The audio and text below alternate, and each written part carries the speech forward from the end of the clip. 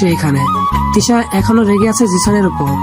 ছেলেটা বলে কি ও নাকি আলুর পরোটা, শালা তোর বউ আলুর পরোটা, এই বলে হাজারের উপর গালি দেওয়া হয়ে গেছে তিশার জিসানকে। আর ওদিকে জিসান পুরো ডেন্টাল কেয়ার বাদ নিয়ে হেসে হেসে সবার সাথে কথা বলছে। তার উপর যে কেউ রেগে আছে সেদিকে তার কোনো হুঁশই নেই, সে তার মতো হাসছে। ছেলেটা এমন কেন? অল্পতেই মানুষের সাথে মিশে যায়, অল্পতেই কি সুন্দর হাসায় সবাইকে, তাহলে তার সাথেই বা কেন এমন করে? সে উত্তর খুঁজে পায় না তিশা। আশ্চর্য, আচমকা আমি এতটা ভাবছি কেন মাল্টিপ্লাগকে নিয়ে? নিজে নিজেকে হাজারটা কথা বলছে তিশা। তিশার ভাবনার মাঝখানে রুহি একটা মাথায় বাড়ি মারলো তিশার। তারপর বলে উঠলো, কি এত ভাবছিস বলতো? না, তেমন কিছু নয়। এমন সময় নূর আসলো সেখানে। তিশা আর রুহি বলে উঠলো, তোমাকে ভাবি ডাকছে, চলো আমি নিয়ে যাচ্ছি। নূরের কথা শুনে তিশা আর রুহির বুঝতে বাকি নেই, এই বিয়েটা আর কেউ খুশি না হলেও নূর সেই লেভেলের খুশি হয়েছে। তারপর তারা আর কিছু না বলে চলে আসলো নূরের পিছন পিছন। আর এদিকে ওরা যেতেই একবার তাকালো রুহির দিকে, রুহিও তাকালো একবার। দুজনের একসাথে চোখ মিলতেই তাড়াতাড়ি চোখ সরিয়ে ফেললো। বিষয়টা সত্যি খুব মজার। রুমে ঢুকতেই রুহি আর তিশা চোখ বড় বড় করে তাকালো মিমের দিকে। কারণ আমি শাড়ি পুরো পেঁচিয়ে পরে দাঁড়িয়ে আছি। এতটাই পেঁচিয়েছি যে আমি হাঁটতেই পারছি না। আমার কাণ্ড দেখে উচ্চস্বরে হেসে দিল ওরা তিনজনে। ওদের হাসি দেখে গম্ভীরভাবে বললাম, আমি হাসার কিছু হয়নি, শাড়ি পরতে পারি না বলে এইভাবে পড়েছি। আমার কথা শুনে তিশা বলে উঠল, তুই শাড়ি পরছিস? আমার তো মনে হচ্ছে কোনো পাগলের শাড়ি পরেছে। তিশার কথা শুনে আমি রেগে বললাম, তুইও আমায় পাগল বললি? তুই পাগল, তোর জামাই পাগল। কি, আমার জামাই পাগল? ও মা গো, এ দেখি টুরু লাফ। নিজেরে পাগল বলছি, গায়ে লাগলো না। জামাইরে পাগল বলছি, সেটা নিয়ে গায়ে লাগলো। এটা কিন্তু ঠিক হচ্ছে না। কি ঠিক হচ্ছে না শুনি? তিশা রুহির কথা শুনে বলল, তুইও ওর মতো কথা বলছিস। তিশার কথা শুনে আমি বলে উঠলাম, আরে রেগে যাচ্ছিস কেন? তোরা রেগে গেলে কি করে হবে বোন? প্লিজ আমায় শাড়ি পরিয়ে দে। আমরা পারবো না। সত্যি পারবি না? না। ঠিক আছে, তোদের একটাকেও আমার দেবরের জন্য নিব না। রুহিকে তো নিবই না। আমরাও তো যাবো না তোর দেবরদের সাথে। যা, এখন তুই মুড়ি খা। ঠিক আছে, আমারও দিন আসবে, মনে রাখিস। এই বলে বিছানায় বসে পড়লাম আমি। কিছুক্ষণের মধ্যেই ওরা হাসতে হাসতেই আসলো, আমার সামনে এসে বসে পড়লো। তারপর বলল, আরে আমরা তো মজা করছিলাম, আয় তোকে শাড়ি পরিয়ে দেই। ওদের কথা শুনে হাসলাম আমি। তারপর ওরা তিনজন মিলে শাড়ি পরিয়ে দিল আমায়। হঠাৎই রুহির ফোনটা বেজে উঠলো। ফোনটা হাতে নিয়ে বেরিয়ে যায় রুহি। আচমকা কারোর সাথে ধাক্কা লেগে যায় রুহির, সাথে সাথে হাত থেকে ফোনটা পড়ে যায় রুহির। উপরে তাকাতেই সায়ানকে দেখে রুহি আর কিছু বলার আগেই সায়ান বলে উঠলো, মিস ভূমিকম্প, তুমি যখন তখন বারবার খালি পড়ে যাও কেন? সায়ানের কথা শুনে রুহি বলে উঠলো, কি, আমি ভূমিকম্প? তা নয় তো কি, যখন তখন যেখানে সেখানে পড়ে যাও কেন? আমি পড়লাম? কই পড়লো তোমার মোবাইল? তুমি পড়া আর তোমার মোবাইল পড়া একই কথা, পুরাই ভূমিকম্প। হুট করে আসে আবার হুট করে চলে যায়। সায়ানের কথা শুনে রুহি রেগে বলল, আমি ভূমিকম্প? আমি যদি ভূমিকম্প হই তাহলে আপনি হলেন ঘূর্ণিঝড়। এই, তুমি আমায় ঘূর্ণিঝড় বললে? এক প্রকার অবাক হয়ে কথাটা বলে উঠলো সায়ান। আর ওদিকে পুরো জোশে কথাটা বলে উঠলো। এখন সায়ানের কথা হাঁটু কাঁপছে রুহি। এখন কি করবে সে? রুহি কাঁপা কাঁপা গলায় বলে উঠলো, ইয়ে না মানে, কই কিছু না তো। কি না মানে করছো? যা বলার কষ্ট করে বলো। এদিকে রুহির অবস্থা যাচ্ছে তাই অবস্থা হয়ে গেছে। ভয়ে হাত পা ঠান্ডা হয়ে যাচ্ছে তার। দূর চাই, ওনাকে ঘূর্ণিঝড় বলার কি দরকার ছিল? এখন কি করব আমি? কি হলো, কথা বলছো না কেন? সায়ানের কথা শুনে রুহি তার বাবলার জগৎ থেকে বেরিয়ে আসলো। তারপর হুট করে বলে উঠলো, আরে আরিয়ান তুলা ভাই, আপনি এসেছেন? রুহির কথা শুনে সায়ান পিছনে ঘুরে তাকালো, কিন্তু পিছন ঘুরে কাউকে দেখতে না পেয়ে অবাক হয়ে বলল, কোথায় আরিয়ান? সামনে থেকে কোনো সারা শব্দ না পেয়ে সায়ানের বুঝতে বাকি নেই রুহি তার সাথে মজা করে পালিয়ে গেছে। পরক্ষণেই হেসে দিল সায়ান। আর ওদিকে সিঁড়ি বেয়ে পুরো ফুল স্পিডে দৌড়াচ্ছে রুহি, যেন থেমে গেলেই তার জীবনটা বেরিয়ে যাবে। এক দৌড়ে পুরো নিচে নেমে জোরে জোরে শ্বাস ফেলতে লাগলো রুহি। বাবা গো বাবা, আর একটু হলেই পুরো নিঃশ্বাস বন্ধ হয়ে যেত। আজ আর সামনে যাচ্ছি না আমি। সিঁড়ি বেয়ে নিচে নামছি আমি আর তৃষা। এই শাড়ি পরে হাঁটা যায় নাকি? কিভাবে যে মেয়েরা এগুলো পরে থাকে কে জানে। সোফায় বসে আছে জিসান আর আরিয়ান। আরিয়ান মোবাইল টিপছে আর জিসান দেখছে। হঠাৎই জিসানের চোখ গেল উপরে। জিসান হা হয়ে তাকিয়ে আরিয়ানকে বলে উঠলো, দোস্ত দেখ, ভাবিকে কি সুন্দর লাগছে। জিসানের কথা শুনে আরিয়ান ফোনটা থেকে মুখটা তুলে এক পলক তাকালো তার লাল মরিচের দিকে। হঠাৎই একটা দমকা হওয়ার মতো বাতাস বয়ে আসলো সেখানে, আর সেই বাতাসে লাল মরিচের চুলগুলো উড়ে আসছে লাল মরিচের মুখের সামনে। টুকটুকে লাল রঙের শাড়ির সাথে চুলগুলো খোলা, চোখে হালকা কাজল, মুঠো ভর্তি লাল রঙের কাচের চুড়ি। ব্যাস এতটুকু সাজতেই কতটা না সুন্দর লাগছে আরিয়ানের কাছে তার লাল মরিচকে। আরিয়ান এক পলক তাকিয়ে আছে সেদিকে। অদ্ভুত এক অনুভূতি আর ভালো লাগার আবেগে চলে গেল আরিয়ান। অসম্ভব ভালো লাগছে আরিয়ানের কাছে তার লাল মরিচকে। হঠাৎ জিসান আরিয়ানের কানে কানে বলে উঠলো, হিরে দোস্ত, প্রেমে পড়ে গেলে নাকি? জিসানের কথা শুনে আরিয়ান আনমনে বলে উঠলো, অপূর্ব। আরিয়ানের কথা ঠিক বুঝতে না পেরে জিসান বলে উঠলো, কি বললি? জিসানের কথা শুনে আরিয়ান তার ভাবনার জগৎ থেকে বেরিয়ে এসে বলে উঠলো, না না, কিছু না। এদিকে সিঁড়ি বেয়ে আমরা দুজন নিচে নেমে এসে আরিয়ান আর জিসানকে কানে কানে ফিসফিস করে কথা বলতে দেখে তিশা বলে উঠল, আপনারা কি ফিস করছেন বলুন তো? না, তেমন কিছু না। তারপর জিসান আরিয়ানের পাশ থেকে উঠে এসে বলল আমায়, ভাবি, তোমাকে কিন্তু খুব সুন্দর লাগছে। জিসানের কথা শুনে হাসলাম আমি। তারপর বলে উঠলাম, থ্যাংক ইউ ভাইয়া। জিসানের কথা শুনে তিশা একটু ভাব নিয়ে বলে উঠলো, দেখতে হবে না সাজিয়ে দিয়েছে কে?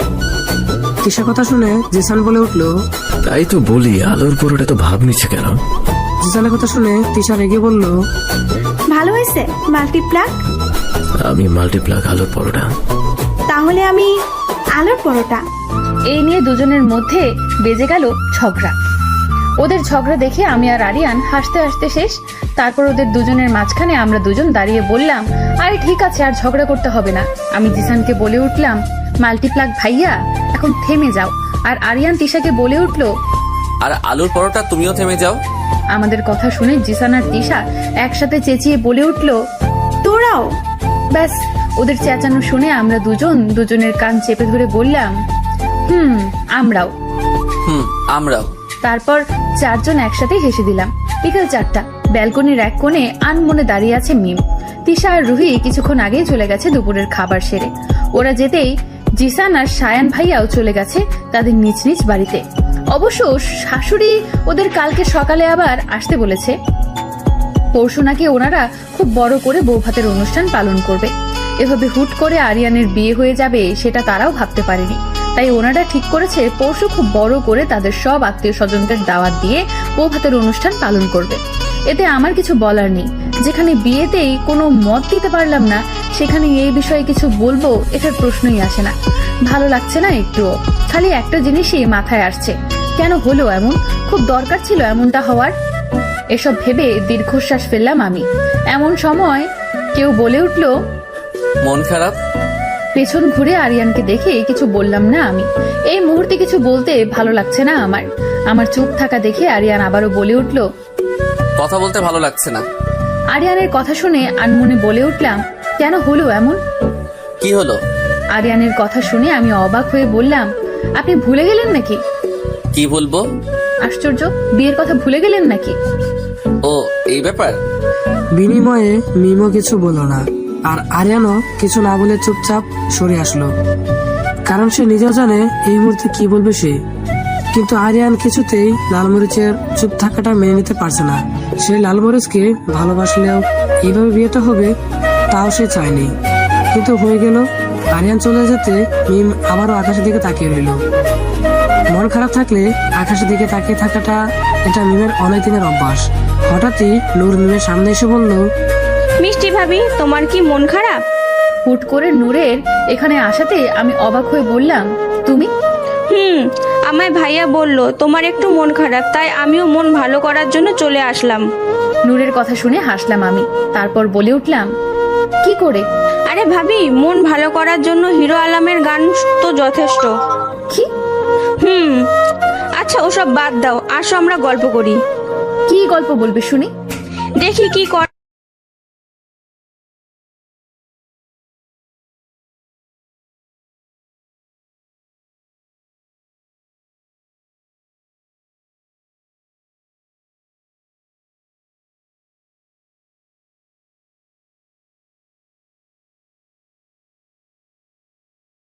স্বরে হেসে দিয়ে বলল, ও বাবা, কি সাংঘাতিক কথা, আমি তো পুরোই ভয় পেয়ে গেছিলাম। আমি হাসলাম নূরের কথা শুনে। তারপর শুরু হয়ে গেল ভাবি আর ননদিনের গল্প। প্রচুর হাসি আর প্রচুর মজা। এদিকে দরজার বাইরে দাঁড়িয়ে আরেকজন খুব খুশি হলো। যাক, একটু হলেও মুডটা ঠিক হয়েছে লালমরিচের। এই বলে হাসলো আরিয়ান। তারপর সে চলে গেল। তার সাথে এটা ভেবেও খুশি হলো তার লালমরিচের জীবনে সে ছাড়া কেউ নেই। রাত 10টা। নিজের রুমে বিছানায় শুয়ে এই বসবাস করছে রুহি। ঘুম আসছে না তার। বারবার শুধু সায়ানের মুখটা বেশি আসছে সামনে। রুহি পুরো সুস্থির হয়ে গেছে। বিছানা থেকে উঠে বসলো সে। তারপর পাশে থাকা গ্লাসটা থেকে ডক করে পুরো 1 গ্লাস পানি খেয়ে নিল সে। তারপর বিছানা থেকে উঠে ব্যালকনিতে চলে গেল সে। আকাশের দিকে তাকিয়ে জোরে এক শ্বাস ফেলে বলে উঠলো, এটা কি মুসিবতে পড়েছি আমি। তুমি আমায় পাগল বানিয়ে ফেলছো আমায়। কিন্তু আমি কোনোদিনও প্রকাশ করব না, কারণ আমি জানি এটা সম্ভব নয়। আর তুমি হয়তো কোনোদিনও আমাকে চাইবে না। এটা ভেবে দীর্ঘশ্বাস ফেলল রুহি। তারপর আনমনে গিয়ে উঠলো সে। দূরে কোথাও আছি বসে, হাত দুটো দাও বাড়িয়ে, বিরহ ছুতে চায় মনের দুয়ার, দু চোখ নির্বিকার। আসো না ছুটে, তুমি এলে রামধনু রং ঢেলে দেয়, তুমি এলে মেঘেরা বৃষ্টি ছড়ায়, এ মনের ওহলাদ। আসো না ছুটে। ভালো যদি বাসো আমাকে, তাহলে ছুটে চলে আসো না। গিটার সাথে তাল মিলিয়ে নিজের রুমে বসে একাই গান গাচ্ছে সায়ান। মনের মাঝে কোথাও এক অদ্ভুত টান তার ভালো লাগে কাজ করছে তার ভিতর। এর আগে কখনো এমন হয়নি সায়ানের। বরাবরই সায়ান মেয়েদের নিয়ে খুব একটা ভাবে, কিন্তু আজ ভাবছে খুব গভীর ভাবে। ভাবছে আর ভাবনা নিয়ে আছে। শুধু রুহি আনমনে হাসছে। সায়ানের আজ রাতে ঘুম আসবে কি তার জানা নেই সায়ানের। আর বাকি দুজন মানে আমাদের মাল্টিপ্লাক আর আলুর পরোটা নাকে তেল দিয়ে ঘুমাচ্ছে, কারণ তাদের মাঝে কোনো প্যারা নেই, জাস্ট চিল। ফুর, ভালো লাগছে না। এক প্রকার বিরক্ত নিয়ে কথাটা বলে উঠলাম আমি। ঘুম আসছে না কোনোভাবেই। মন খারাপ থাকলে কি আর ঘুম আসে? বিকালটা ভালোই কেটেছিল নূরের সাথে। আর ওদিকে আরিয়ানকে দেখো কি সুন্দর ঘুমাচ্ছে, একদম সহ্য হচ্ছে না। এই ভেবে বিছানা থেকে উঠে বসলাম আমি। তারপর বিছানা থেকে রুম থেকে বেরিয়ে আসলাম, উদ্দেশ্য নূরের রুমে যাওয়া। কিছু দূর যেতেই আবার ভাবলাম, না থাক, এত রাতে যাওয়ার দরকার নেই। তার চেয়ে আমি রুমে গিয়ে আবারও ঘুমানোর চেষ্টা করি। এই ভেবে আবারও ব্যাক করলাম আমি। রুমে ঢুকতেই আরিয়ানের দিকে তাকাতেই চোখ আটকে গেল আমার। হেব্বি সুন্দর লাগছে তো পাটা স্পিকারকে। এই সব ভাবতে ভাবতে সামনে এগিয়ে যেতেই ঠাস করে শাড়ি পেঁচিয়ে পড়ে গেলাম আমি আরিয়ানের গায়ের উপর। এদিকে আচমকা এমনটা হতে আরিয়ানা হুট করে চোখ খুলে তাকালো। এই রে মামু, এখন আমার কি হইব আমার? সরি, আমি আসলে বুঝতে পারিনি আমি আপনার গায়ের উপর পড়ে যাব। সব দোষ এই শাড়ির। এক প্রকার গাবড়ে গিয়ে কথাটা বলে উঠলো মিম আরিয়ানকে। আর আরিয়ান কথা শুনে বোঝার চেষ্টা করছে হঠাৎ করে কি হলো। ঘুমের রেশ পুরোপুরি কাটেনি তার। তাড়াতাড়ি করে আরিয়ানের গায়ের উপর থেকে উঠে পড়লো মিম। রুম থেকে দৌড়ে পালাবে তার আগেই আরিয়ান মিমের হাত চেপে ধরলো। মিম তো ভয়ে আধমারা হয়ে যাচ্ছে। কোনো নাড়াচাড়া না করে চুপচাপ সোজা হয়ে দাঁড়িয়ে পড়লো। এদিকে আরিয়ান তার হাত ধরে রেখেই উঠে বসলো। তারপর বলে উঠলো, এত রাতে কোথা থেকে আসছিলে তুমি? আরিয়ানের কথা শুনে কাপা কাপা গলায় আমি বললাম, না মানে একটু পানি খেতে গিয়েছিলাম, হুট করে এই শাড়ি পেঁচিয়ে পড়ে গেছি আর কি। খরগোশের মতো দৌড়ালে পড়তে তো হবেই। কি আমি খরগোশ? আমি খরগোশ হলে আপনি তাইলে কুমির। হোয়াট? আপনার মাথা, হাত ছাড়ুন, ঘুমাবো আমি। আমার ঘুমের 12টা বাজিয়ে এখন ঘুমানো হচ্ছে? দিব না তোমায় ঘুমাতে। সারা রাত দাঁড়িয়ে থাকবে তুমি। কি? চেঁচাও কেন? কান ফেটে যাবে আমার। ফাটুক, আমায় ঘুমাতে না দিলে আমি চেঁচাবই। তারপর আরিয়ানের কানের কাছে গিয়ে চেঁচিয়ে বললাম, বুঝতে পারছেন ইউ ফাটা স্পিকার? এদিকে আরিয়ান আমার চেঁচানো শুনে আমার মুখ চেপে ধরে বলল, লাল মরিচ দিব কিন্তু একটা। আরিয়ানের কথা শুনে মিমের চোখ অটোমেটিক বড় বড় হয়ে গেল। আরিয়ান মুখ থেকে হাত সরিয়ে ফেলতেই বলে উঠল মিম, কি কি দিবেন আমাকে? অনেক কিছুই তো দিতে চাই, কিন্তু তুমি বুঝছো কই? কি ভাবছেন বলুন তো? তোমার মাথা। কি? আপনার মাথা? আচ্ছা, তুমি কি 2 মিনিট চুপ করে থাকতে পারো না? না, পারি না। তা পারবে কেন? সারাদিন শুধু হাঁসের মতো প্যাক প্যাক করতেই থাকো। কি আমি হাঁস? আমি হাঁস হলে আপনি মুরগি। আরিয়ান আমার কথা শুনে চেঁচিয়ে বলে উঠল, ওরে বাবা, এই মেয়ে আমায় পাগল করে দিবে। আপনি তো এমনি পাগল, আর কি পাগল বানাবো? তুমি কি থামবে? না, থামবো না। সত্যি থামবে না? ন আকারে না। কথাটা বলতেই আরিয়ান হুট করে টান মেরে তার বুকের সাথে মিলিয়ে নিল মিমকে। আচমকা এমনটা হওয়াতে মিম পুরো ভয়ে ঘাবড়ে গেছে। তারপর আরিয়ান বলে উঠল, আর একটা কথা বললে 100 বার উঠবস করবে তুমি। কি? আবার কথা বলছো? না না, কিছু না। আমি আর কথা বলবো না, কিন্তু আমায় নামাবেন তো। আবার কথা বলছো তুমি? আরে বাবা। আবারও লাল মরিচ? মানে থুকু, ভুল হয়ে গেছে। ঠিক আছে, এই লাস্ট বার। কিন্তু বলছিলাম কি, আমায় নামাবেন তো। তুমি আবার কথা বলছো? থুকু থুকু। এই বলে মুখে হাত দিয়ে মিম চুপ। কিন্তু কতক্ষণ এভাবে একটা ছেলের কোলে বসে থাকবে সে? ধুর ছাই, এত বকবক কেন যে করি আমি।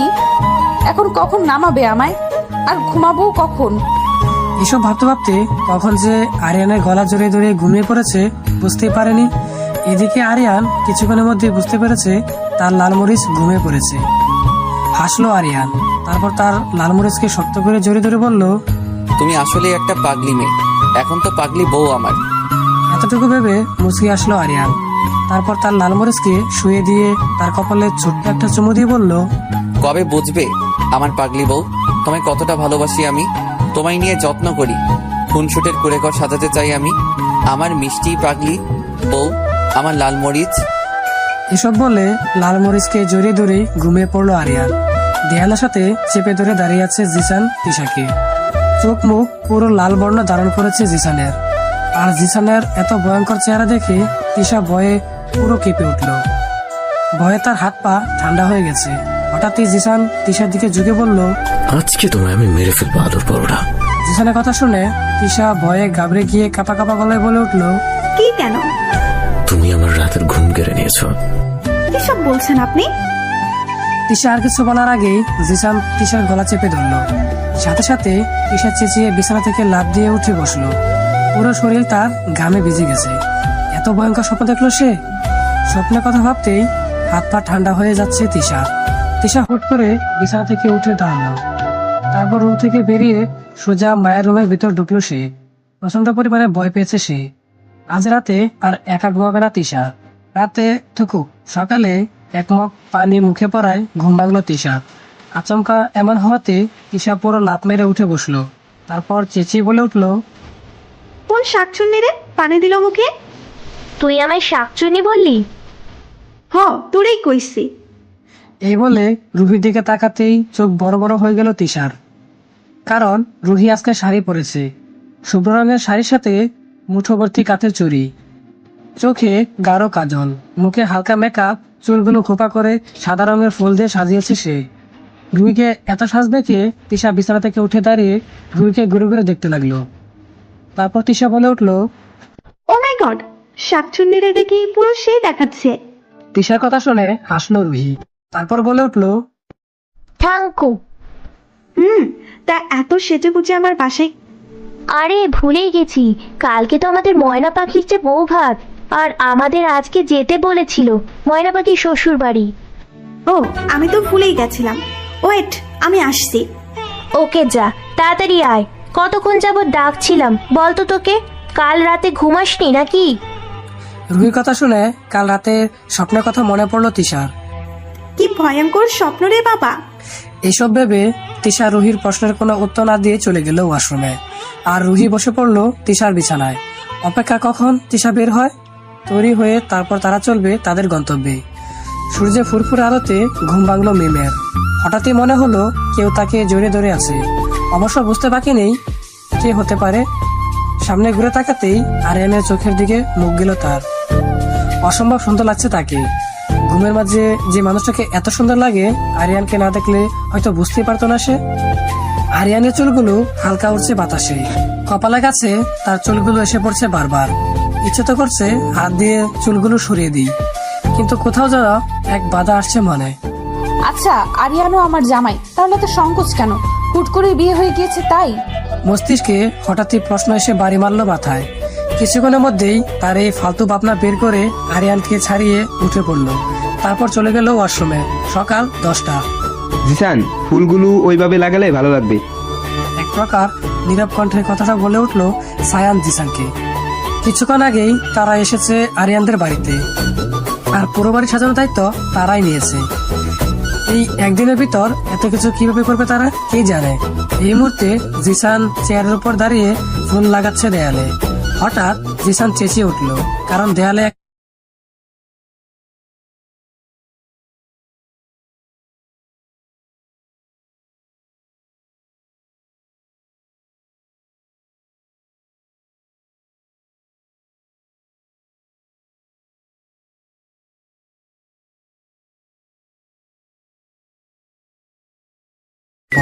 আর তৃষাও তাল সামলাতে না পেরে পড়ে গেল নিচে। তারপর তৃষা চেঁচিয়ে বলে উঠলো জিসানকে, ইউ মাল্টিপ্লাক, সব সময় আমার গায়ের উপরে এসেই পড়েন কেন? চোখ কি প্যান্টের পকেটে নিয়ে করেন? আর আরেকদিকে আমাদের আরেক জুটি জিসানের দৌড়ান দেখে রুহি সরে আসতে গিয়ে শাড়ির সাথে পা লেগে পড়ে যেতে নিলে সায়ান তাকে ধরে ফেলে। ব্যাস, দুজনের চোখাচোখিতে আরো ধ্যানে পড়ে গেল। অবাক চোখে তাকিয়ে আছি আমি আর আরিয়ান, সায়ান, জিহান, রুহি আর তিশার দিকে। ওদের অবস্থা দেখে হাসবো না কাঁদবো বুঝতে পারছি না আমি। সিঁড়ি বেয়ে নিচে নামছিলাম আমি আর আরিয়ান। নিচে নামতেই দেখলাম রুহিকে সায়ান ধরে আছে, আর তিশার গায়ের উপর জিহান পড়ে আছে, আর চারজনই এক অন্যরকম ধ্যানে আছে। ওদের এভাবে দেখে আমি আরিয়ানকে বলে উঠলাম, কি বলুন তো ফাটা স্পিকার, এই মুহূর্তে একটা গানের কথা মনে পড়ছে। এই মুহূর্তেও তোমার গান মনে পড়েছে? তা কি গান শুনি? বাবা তোমার দরবারে সব পাগলের খেলা। শ্যাট আপ, যেমন তুমি তেমন তোমার গান। কি? আপনি থামুন তো। ওয়েট, দাঁড়ান, আমি কিছু করছি। আপনি তিশা আর জিসানকে দেখেন, আমি বাকি দুজনকে দেখছি। কি করবে তুমি? আরে দাঁড়ান না, দেখুন কি করি। এই বলে আমি চলে গেলাম সোজা রান্নাঘরে। তারপর দ্রুত গতিতে এক প্লেট আর একটা চামচ নিয়ে এসে দৌড়ে আসলাম এখানে। আমার কাণ্ড দেখে আরিয়ান বলে উঠলো, এগুলো দিয়ে কি করবে তুমি? আরে দেখুন না কি করি। মিমের কাজে ততক্ষণ তিশা আর জিসান উঠে পড়েছে, আর অন্যদিকে সায়ান আর রুহি একে অপরের দিকে এক ধ্যানে তাকিয়েছে। কারণ এই মুহূর্তে দুজনকেই দুজনের প্রতি আকৃষ্ট হয়ে দুজনের চোখের মাঝে ডুবে গেছে। সায়ান এই প্রথমবার রুহিকে শাড়িতে দেখেছে। এক প্রকার অন্যরকম নতুন সাজে নতুন ভাবে এক অন্যরকম অনুভূতিতে চলে গেছে দুজনেই। ওদের এমন ভাবনা দেখে ওদের মাঝখানে দাঁড়িয়ে মিম প্লেটের উপর চামচ নিয়ে ঢোল পিটাতে পিটাতে বলল, বুক চিনচিন করেছে হায় মন তো মায় কাছে চায়। বুক চিনচিন করেছে হায় মন তো মায় ভালোবাসতে চায়। তারা দুজন দুজনারই প্রেমের দুনিয়ায়। তুমি ছুঁয়ে দিলে হায় আমি ধ্যানে পড়ে যাই। তুমি ছুঁয়ে দিলে হায় আমি ধ্যানে পড়ে যাই। মিমের গান শুনে সায়ান আর রুহি দুজনেই তাদের ধ্যান থেকে বেরিয়ে আসলো। তারপর তারা দুজনেই হতভম্ব হয়ে গেল।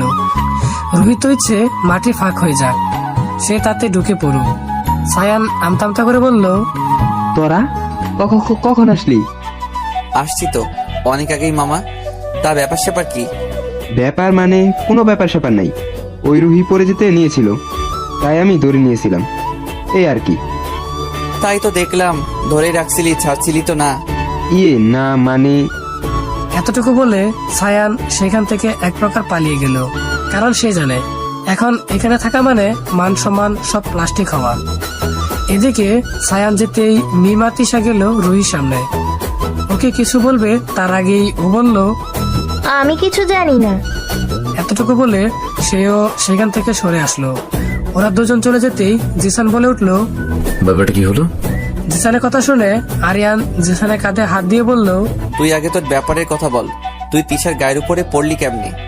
আরিয়ানের কথা শুনে জিসান আমতা করে বলল, আসলে কি হয়েছিল, দেয়ালে একটা আরশোলা দেখে একটু ভয় দৌড় দিয়েছিলাম। তুই তো জানিস আমি এবার দৌড় দিলে আর নিজেকে কন্ট্রোল করতে পারি না। তারপর আর কি ওই আলুর পরোটার সামনে চলে আসলো, আর তারপর বাকিটা ইতিহাস। এদিকে জিসানের কথা শুনে তিশা উচ্চস্বরে হেসে বলল, ইউ মাল্টিপ্লাক, আপনি সামান্য আরশোলা দেখে ভয় পেয়ে দৌড় দিলেন। How funny.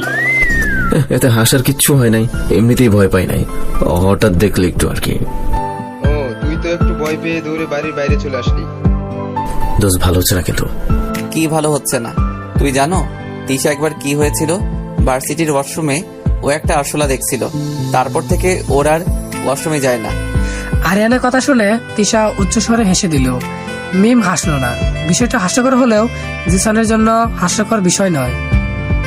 যেমন মিম অন্ধকার রুমকে ভয় পায়, তেমনি জিসানও আরশোলাকে ভয় পায়। আর এই ভয়টা যে কতটা ভয়ঙ্কর সেটা শুধুমাত্র যে ভয় পায় সেই জানে। মানুষের দুর্বলতা নিয়ে হাসা উচিত নয়। মিম তিশাকে ধমক দিয়ে বলল, থামবি তুই? চলো জিসান ভাইয়া এখান থেকে, ওদের হাসি দেখার দরকার নেই। এই বলে আমি আর জিসান ভাইয়া ওখান থেকে চলে আসলাম। রাত 8টা। সারাদিনে সবাই মিলেমিশে কাজ শেষ করেছে। তিশা আর রুহি অনেক আগে চলে গেছে। সায়ান আর জিসান নাকি আজকে রাতে থাকবে। তিশা আর রুহি কেউ বলেছিল থাকতে, কিন্তু তিশা রাজি হয়নি, যার কারণে রুহিও থাকতে পারেনি। আরিয়ানও সায়ান আর জিসানের সাথে আছে বর্তমানে। আর মিম বিছানায় পা ঝুলিয়ে বসে আছে। আরিয়ানের আম্মু আব্বু খুব ভালো। হঠাৎই দরজায় নক করলো কেউ। দরজা খোলা থাকায় মিম বলে উঠলো, দরজা খোলা আছে। আমার কথা শুনে সেও দরজা খুলে ভেতরে ঢুকে বলল, কেমন আছিস স্বাচ্ছন্দ্যে? নাম শুনে আমি সামনে তাকালাম। ভাইয়া এসেছে। আমি বিছানা থেকে উঠে দৌড়ে ভাইয়াকে জড়িয়ে ধরে বললাম, কেমন আছো ভাইয়া? ভালো আছি, তুই কেমন আছিস? আমিও ভালো আছি। আব্বু আম্মু কেমন আছে? সবাই ভালো আছে। আমি তোমার সাথে কথা বলবো না। সারাদিন কোথায় ছিলে? এখন আসার সময় হলো তোমার? আমার একটু কাজ ছিল তাই। তোমার কাজ আমার থেকে বড় হয়ে গেল। ভাইয়ার কাছ থেকে সরে এসে মুখ ফুলিয়ে ভাইয়ার কাছ থেকে সরে আসতেই ভাইয়া মুচকি হেসে পিছন থেকে এতগুলো চকলেট দিয়ে বলল, আমার বোনটি বুঝছি খুবই রাগ করছে। ভাইয়ার হাতে চকলেট দেখে রাগ আর থাকে নাকি? ব্যাস, রাগ বলে পানি হয়ে গেল। আমি খুশি হয়ে ভাইয়াকে জড়িয়ে ধরে বললাম, থ্যাংক ইউ ভাইয়া। তারপর চকলেটগুলো নিয়ে খেতে শুরু করলাম। ভাইয়াও মুচকি হেসে বলল, একটা। তারপর ভাইয়ার সাথে গল্প করে ভাইয়া বেরিয়ে গেল। হয়তো আরিয়ানদের কাছে গেছে। রাত 2টা। দরজা খুলে রুমে ঢুকলো আরিয়ান। সামনে এসে লাল মরিচের ঘুমন্ত ফেস দেখে হাসলো আরিয়ান। বন্ধুদের সাথে ব্যস্ততার জন্য সন্ধ্যার পরে আর আসা হয়নি রুমে আরিয়ানের। তারপর রিয়াদের সাথে গল্প স্বল্প করলো। তারা কয়েক ঘন্টা আগেই চলে গেছে। আরিয়ান ওয়াশরুম থেকে ফ্রেশ হয়ে লাল মরিচকে জড়িয়ে ধরে ঘুমিয়ে পড়লো সে। ছাদের কানিজ দিয়ে বসে আছে সায়ান, আর উল্টো দিকে ঘুমিয়ে আছে বললে ভুল হবে। চোখ বন্ধ করে আছে জিসান। খোলা আকাশ থেকে তাকিয়ে আছে সায়ান। সকালের ঘটনাটা বারবার এসে ভাসছে তার চোখে। টানা টানা চোখ, মায়াবী মুখ, সবই যেন তাকে এক অদ্ভুত মায়া টানছে। বুকে কেমন যেন চিনচিন ব্যথা হচ্ছে সায়ানের। সায়ান মনে মনে ভাবছে কালকে রুহিকে ভালোবাসার কথা বলে দিবে সে, কিন্তু রুহি উত্তর যদি না হয় তখন। কিন্তু সায়ানও যে রুহির চোখে তার প্রতি মায়া দেখেছে। যদি তার ভাবনা ভুল হয় তখন আর ভাবতে পারছে না সায়ান, কিন্তু চোখ বন্ধ করে নিল সে। ওদিকে জিসান চরম প্রকার বিরক্ত, কারণ জিসানের চোখের সামনে বারবার শুধু তিশার সাথে ঝগড়া, হাসাহাসি, মস্করাগুলো কথা মনে পড়ছে। এক পর্যায়ে ওসব ভাবতে ভাবতেই ঘুমিয়ে পড়লো জিসান আর সায়ানও। সূর্যের ফুরফুরে আলোতে ঘুম ভাঙলো রুহি। ঘড়িতে তাকিয়ে দেখলো সকাল 9টা বাজে। তাড়াতাড়ি বিছানা থেকে উঠে ওয়াশরুমে গিয়ে গোসল করে বের হলো সে। আজকে সে খুব সুন্দর একটা লাল রঙের গাউন পরেছে। চুলগুলো খুলে দিয়েছে, সাথে গলায় নেকলেসের সাথে বাড়ি, কানের দুল, হাতের চুড়ি সব মিলিয়ে পাক্কা 2 ঘন্টা বসে থাকলো সে। বাড়ির সবাইও রেডি, সবাই মিলে তৈরি হয়ে গেছে। এখন শুধু রুহি বাকি আছে। এমন সময় সাদা রঙের গর্জিয়ান গাউন পরে রুমে ঢুকলো তিশা, আর চুলগুলো খোলা, সাথে গর্জিয়াস শ্বাস। এক কথায় বলতে গেলে দুজনকেই অসম্ভব রকম সুন্দর লাগছে তাদের। দুজনই দুজনকে দেখে মুগ্ধ। তারপর সবাই মিলে একসাথে সেজেগুজে চললো আমাদের ফাটা স্পিকার আর লালমরিচের বৌভাতের অনুষ্ঠানে। পাক্কা 4 ঘন্টা ধরে পার্লারের মেয়েরা সাজাচ্ছে মিমকে। একরাশ বিরক্তি নিয়ে বসে আছে মিম। এত সাজগোজ একদম পছন্দ হচ্ছে না। আজকে একটা লাল রঙের লেহেঙ্গা শাড়ি পরানো হয়েছে মিমকে, সাথে চুলগুলো খুলে দিয়েছে, সাথে এক গাদা মেকআপ, হাত মুঠো ভর্তি লাল রঙের কাচের চুড়ি, গলা বাড়ি নেকলেস, বাড়ি কানের দুল, না জানি আর কত কি, নামও জানে না মিম। এই মুহূর্তে না কিছু করতে পারছে, না পারছে সহ্য করতে, শুধু পুতুলের মতো বসে আছে মিম। এমন সময় রুমে ঢুকলো মিমের প্রধান প্রিয় 2 বান্ধবী তিশা আর রুহি। মিমকে দেখে ওরা পিছন থেকে জোরে জোরে বলল, ওরে দোস্ত, তোকে তো সেই দেখাচ্ছে। থ্যাংক ইউ দোস্ত, তাড়াতাড়ি ফোন বের কর, ক্যামেরা খোল আর সেলফি মার। এর ভিতর পার্লারের মেয়েরাও বেরিয়ে গেল। তারপর শুরু হলো 3 বান্ধবীদের মধ্যে সেলফি তোলাতুলি। আজকে আমাদের লাল মরিচ আর ফাটা স্পিকার বৌভাতের উপলক্ষে পুরো বাড়ি খুব সুন্দর করে সাজানো হয়েছে। আরিয়ানের পরিবারে অনেক আত্মীয় স্বজনরা এসেছে। সবার মনে একটা প্রশ্ন, হুট করে কিভাবে আরিয়ানের বিয়ে দিয়ে দিল? ও তো এখনো পড়াশোনা শেষ করেনি। সবার প্রশ্নের শাশুড়ি মায়ের এক কথা, সে বলল, আমার ছেলে ভালোবেসেছে মেয়েটাকে, তাই তাদের বিয়ে দিয়েছে।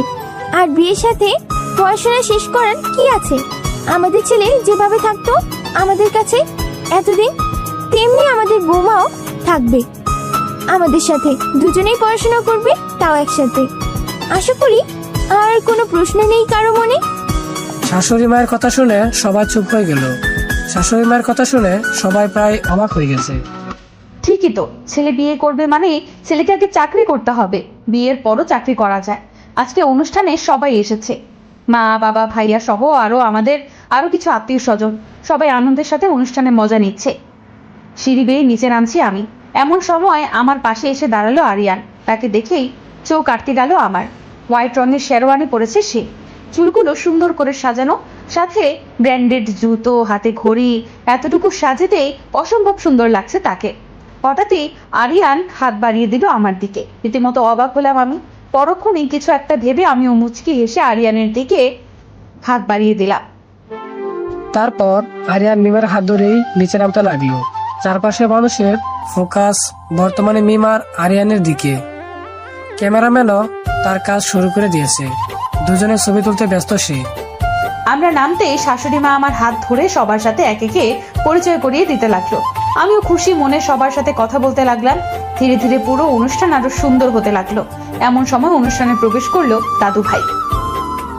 তা দেখে মনে মনে খুশি হলেও বাইরে তা প্রকাশ করলাম না। রেগে আছি না আমি। দাদুকে দেখে সবাই তার সামনে গিয়ে সালাম দিয়ে কথা বলতে লাগলো। দাদু ভাই সবার সাথে কথা বলে আমার সামনে এসে দাঁড়ালো। আমি কিছু বললাম না, শুধু মুখ ফুলিয়ে দাঁড়িয়ে রইলাম। দাদু ভাই আমার সামনে এসে বলল, আমার ময়না পাখি এখনো রেগে আছে বুঝি আমার ওপর? আমি চুপ। আমার সাথে কথা বলবি না ময়না পাখি? আমি শুধু এতটুকু বলবো, যা হয়েছে সবকিছু তোর ভালোর জন্যই হয়েছে ময়না পাখি। আমি জানি তুই হয়তো আমায় ভুল বুঝছিস, কিন্তু এই মুহূর্তে কিছু করার ছিল না তো। তাই তো ঠিক আছে, তুই যখন আমার সাথে কথা বলবি না, তাহলে আমিও আর থাকবো না এখানে। আমিও চলে যাব এখনই। আর যাওয়ার আগে একটা কথা বলবো, আজ যে কারণে তুই আমার উপর রেগে আছিস, একদিন আমার উপর খুব খুশি হবি দেখিস। এতটুকু বলে দাদু চলে যেতে নিল। দাদু কিছু দূর যেতেই আমি ডাক দিলাম দাদু ভাইকে। আমার কথা শুনে দাদু খুশি হয়ে পেছনে ঘুরলেন। আমিও খুশি মনে দাদুর কাছে গিয়ে ওনাকে জড়িয়ে ধরে বললাম, তুমি খুব পচা দাদু ভাই। আমি এখানে এসেছি 2 দিন হলো, আর তুমি আজকে আসছো আমার সাথে দেখা করতে? একটা ফোনও তো দিলা না, আর আজকে এসে তাও চলে যাচ্ছ। আমার কথা দাদু ভাই খুশি হয়ে বলল, ভুল হয়ে গেছে দাদু ভাই। ভুল করলে মানুষ কি বলে তুমিও সেটা বলো। ঠিক আছে বলছি, চলি আমার ময়না পাখি। দাদুর কথা শুনে হাসলাম আমি। তারপর বললাম, ওটা সরি নয়, সরি হবে। হাসলো দাদু ভাই। অনুষ্ঠানের এক সাইডে দাঁড়িয়ে আছে রুহি আর তিশা। তারাও বেশ খুশি।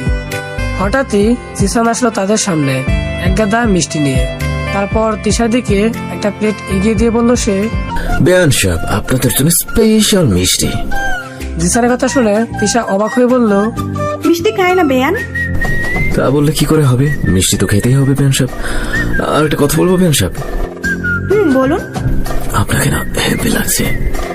আসলো তিশা, তারপর বলে উঠলো, থ্যাংক ইউ বেয়ান সাহেব। Most welcome. এখন তাহলে মিষ্টি খান। এই বলে এক প্লেট মিষ্টি দিল জিসান তিশার দিকে। তিশাও আর কিছু না ভেবে মিষ্টি হাতে নিল। রুহিকেও দিল জিসান, কিন্তু রুহি এখন খাবে না, পরে খাবে এই বলে নেয়নি আর। এদিকে তিশা একটা মিষ্টির ইটের টুকরা কামড় দিতেই কেমন যেন লাগলো তার। মিষ্টির ভিতর লবণ মিশিয়ে দিয়েছে কেউ। আর এটা যে জিসানের কাজ, এটা আর বুঝতে বাকি নেই তিশার। তিশা এমন একটা ভাব নিল যে তার কোনো রিয়াকশন দিল না। তিশা একটু মিষ্টি মুখে দিচ্ছে আর বলছে, উফ বেআইন, মিষ্টি তো প্রচুর, দারুণ খেতে। তিশার কথা শুনে জিসান অবাক। মায়া বলে কি, চিনির বদলে লবণ দিয়ে মিষ্টি বানিয়ে নিয়ে এসেছে সে? আর সেটা তিশার এত পছন্দ হলো কেমনে? তাহলে ভুল মিষ্টি দিল নাকি? হঠাৎই তিশা বলে উঠলো, তা আপনি খেয়েছেন তো বিআইন সাহেব? এখন পর্যন্ত সে সময় হয়ে ওঠেনি। ও তাহলে হা করুন, আমি আপনাকে খাইয়ে দিচ্ছি। তিশার কথা শুনে জিসান আমতামতা করে বলল, না, তার আর দরকার নেই, আপনি খান, আমি পরে খেয়ে নেব। সেটা বলে কি করে হবে বিআইন সাহেব? আমার জন্য এত সুন্দর নিয়ে এসেছেন, একটু তো খেতেই হবে। এই বলে তিশা একটা ইয়া বড় মিষ্টি নিয়ে জিসানের সামনে গেল। তারপর এক প্রকার জোর জবরদস্তি করে জিসানের মুখে মিষ্টি দিয়ে মুখ চেপে ধরল তিশা। তারপর আর কি, জিসান না পারছে ফেলে দিতে, না পারছে খেতে। তিশা জিসানের মুখ চেপে ধরে বলল, কেমন লাগছে মিষ্টি বিআইন সাহেব? প্রচুর মজা, তাই না? তিশার কথা শুনে জিসান অসহায় দৃষ্টিতে তিশার দিকে তাকিয়ে শুধু মাথা নাড়ালো। তিশা বুঝতে পেরেছে জিসান তার সরাতে বলছে, কিন্তু না, তিশা হাত সরাবে না যতক্ষণ পর্যন্ত তিশানের মিষ্টি শেষ না হবে, ততক্ষণ পর্যন্ত হাত সরাবে না সে। তিশা একটু জিসানের কাছে গিয়ে বলল, হাত তো সরাচ্ছি না বিআইন সাহেব, পুরো মিষ্টি খান, তারপর তো বাকি কথা। জিসান পড়ে গেছে মহাবিপদে, নিজের কাজে নিজেই ফেসে গেছে সে। এমন সময় সেখানে আসলো সায়ান।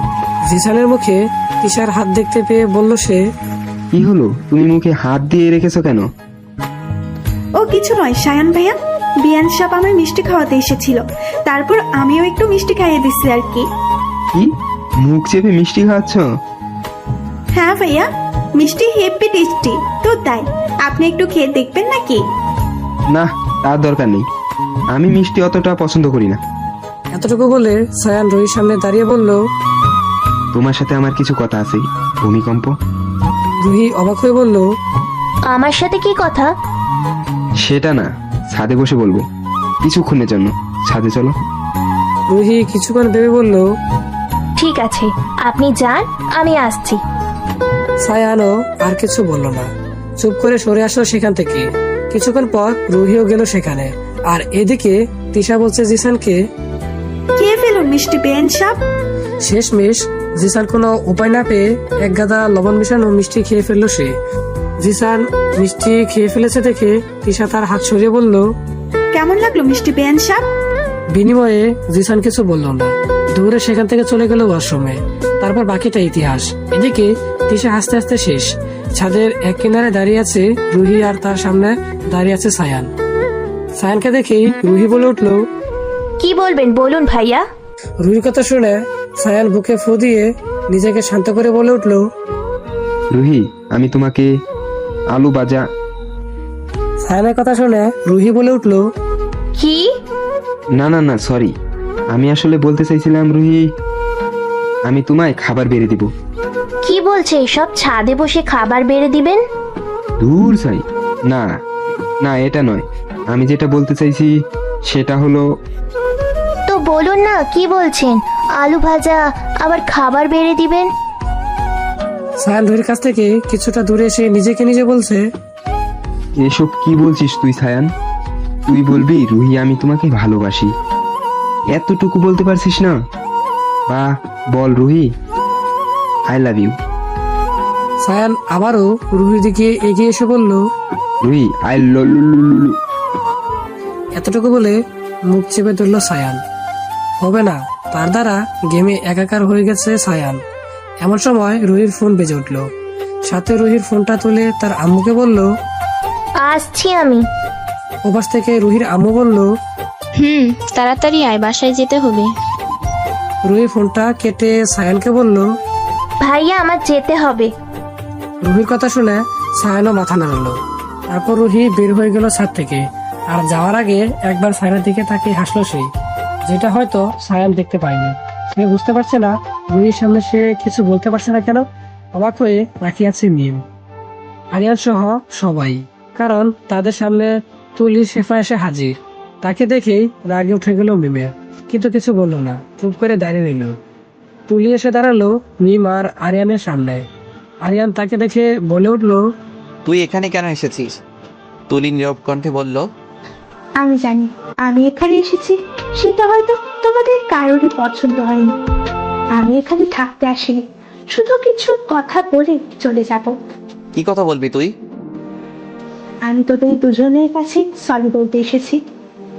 আমি জানি আমি যেটা করেছি সেটা হয়তো ক্ষমার অযোগ্য, তারপরও তাহলে ক্ষমা করে দিস আমায়। সেদিন আমার ভুল হয়ে গিয়েছিল, নিজের রাগকে কন্ট্রোল করতে পারিনি, তাই এমন হয়ে গেছে। আই এম রিয়েলি সরি সবাইকে। এতটুকু বলে তুলি সবার কাছ থেকে সরি বলে চলে গেল। তার এমন কাজে মনে মনে খারাপ লাগলো মিমের, কিন্তু কিছু করলো না। ধীরে ধীরে অনুষ্ঠান শেষের পর্যায়ে চলে গেল। একে একে সবাই চলে যেতে লাগলো। মিমের আম্মু আব্বু ভাইয়েরাও চলে যাবে এখন। সবাই চলে যাবে ভাবতেই কষ্ট লাগলো মিমের। রাত 11টা, বিছানায় একা বসে আছে মিম। কোনো কিছুই ভালো লাগছে না। এক কথায় বলতে গেলে মনটা ভীষণ খারাপ মিমের। এমন সময় রুমে ঢুকলো আরিয়ান। পরনে তার টি শার্ট আর জিন্স। দুপুরের সাজ অনেক আগে চেঞ্জ করে ফেলেছে সে। মিমও করেছে, বর্তমানে একটা ব্ল্যাক রঙের শাড়ি পরে আছে। আরিয়ান রুমে ঢুকে মিমকে দেখে বলল, ঘুমোওনি এখনো? না, ভালো লাগছে না। মন খারাপ? একটু। আপনি ঘুমিয়ে পড়ুন না, আমি একটু পর ঘুমাচ্ছি। আরিয়ান কিছু না বলেই ওয়াশরুমে চলে গেল। ফ্রেশ হয়ে বেরিয়ে এসে বলল, চলো। আরিয়ানের কথা শুনে আমি অবাক হয়ে বললাম, কোথায়? তাও আবার এক রাতে? নির্জন রাস্তা একটা আলোকিত ল্যাম্পপোস্টের দিকে একটা ব্রেঞ্চে বসে আছে মিম। আর মিমের কাছ থেকে কিছুটা দূরে একটা আইসক্রিমের গাড়ি সামনে দাঁড়িয়ে আইসক্রিম কিনছে আরিয়ান। বিষয়টা অসম্ভব রকম ভালো লাগছে মিমের। কিছুক্ষণ আগে আরিয়ান মিমের হাত ধরে পায়ে হেঁটে সেখানে নিয়ে এসেছে। প্রথমে একটু অস্বাভাবিক লাগলেও এখন অসম্ভব ভালো লাগছে মিমের। জ্যোৎস্না ভরা রাত, আকাশটা একদম আলোকিত হয়ে আছে। চারপাশে বাতাস বইছে হালকা, শীতল মিশানো একটা মুহূর্ত। পিছনে রয়েছে গাছপালা, দু একটি গাড়ি যাচ্ছে অপোজিটিভ রাস্তা দিয়ে। মনটা মধ্যে মধ্যে ফুরফুরে হয়ে গেল মিমের। আশেপাশের পরিবেশ দেখে ঠোঁটের এক কোণে চিনতে হাসি ফুটে উঠল মিমের। নিচুভাবে চুপ করে বসে চারপাশের পরিবেশ শীতল মেশানো মুহূর্ত উপভোগ করতে ব্যস্ত মিম। এদিকে আরিয়ান হাতে 3টা কোনো আইসক্রিম নিয়ে মুচকে এসে এদিকে আসছে। লাল মরিচে ঠোঁটে হাসি দেখে তার মনটা ভালো লাগছে ভীষণ। আরিয়ানকে দেখে কিছু বলল না। আরিয়ান মিমের দিকে আইসক্রিম দিয়ে বলল, নাও। আরিয়ানের হাতে আইসক্রিম দেখে আমি তো মহা খুশি হয়ে আরিয়ানের কাছ থেকে আইসক্রিমগুলো নিয়ে বললাম, থ্যাংক ইউ। আরিয়ান আমার কথা শুনে মুচকি হেসে বলল, মোস্ট ওয়েলকাম। তারপর আর কি, আমি বসে বসে আইসক্রিম খেতে লাগলাম আর আরিয়ান আমার পাশে বসে আমার মুখের দিকে তাকিয়ে তা দেখতে লাগলো। হাই লেভেলের খুশি হয়েছি আমি। আইসক্রিম আমার বরাবরই খুব পছন্দের। কোন আইসক্রিম তো আমার ভালোবাসা। এত রাতে এইভাবে নির্জন রাস্তায় এসে আইসক্রিম খাবো তা কোনোদিনও কল্পনাও করিনি আমি।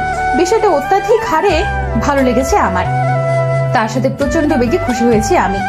এদিকে আরিয়ান মিমের এত খুশি হওয়া দেখে সেও মনে মনে খুব খুশি হয়েছে। সামান্য কিছু আইসক্রিম পেলে কেউ এতটা খুশি হবে সেটা হয়তো ভাবতে পারেনি আরিয়ান। আসলে তার বউ একটা বাচ্চা। আনমনে হাসলো আরিয়ান। এইভাবে হাসার কি আছে? হুট করে এই কথাটা বলে উঠলাম আমি আরিয়ানকে। আর আরিয়ান আমার কথা শুনে হেসে বলল, না, হাসার কিছু নেই তো। তাহলে হাসছেন কেন? না, ওটা এমনি। এমনি এমনি কেউ হাসে নাকি? এত কথা কেন বলো তুমি, বলো তো? আচ্ছা, আপনাকে যে আইসক্রিম দিচ্ছি না এটা ভেবে আপনার খারাপ লাগছে না তো?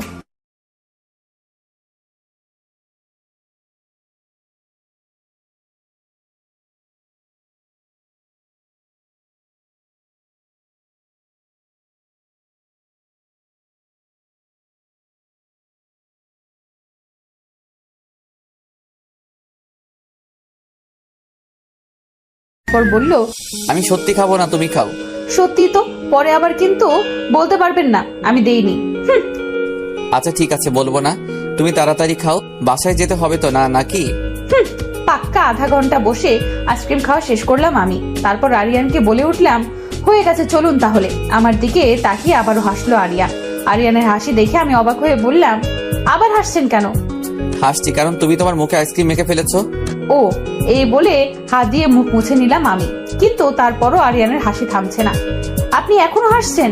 ওয়েট। এই বলে আরিয়ান তার পকেট থেকে একটা রুমাল বের করে মিমের মুখ মুছে দিয়ে বলল, এবার ঠিক আছে, চলো। আরিয়ানের কাছে অবাক হলো মিম। পরেক্ষণেই কিছু একটা ভেবে হাসলো মিম। তারপর দুজন মিলে একসাথে হাঁটা শুরু করলো। কিছু দূর যেতেই মিমের পক্ষে আর হাঁটা সম্ভব হলো না, পা ব্যথা হয়ে গেছে। রাস্তা মাঝখানে বসে পড়লো।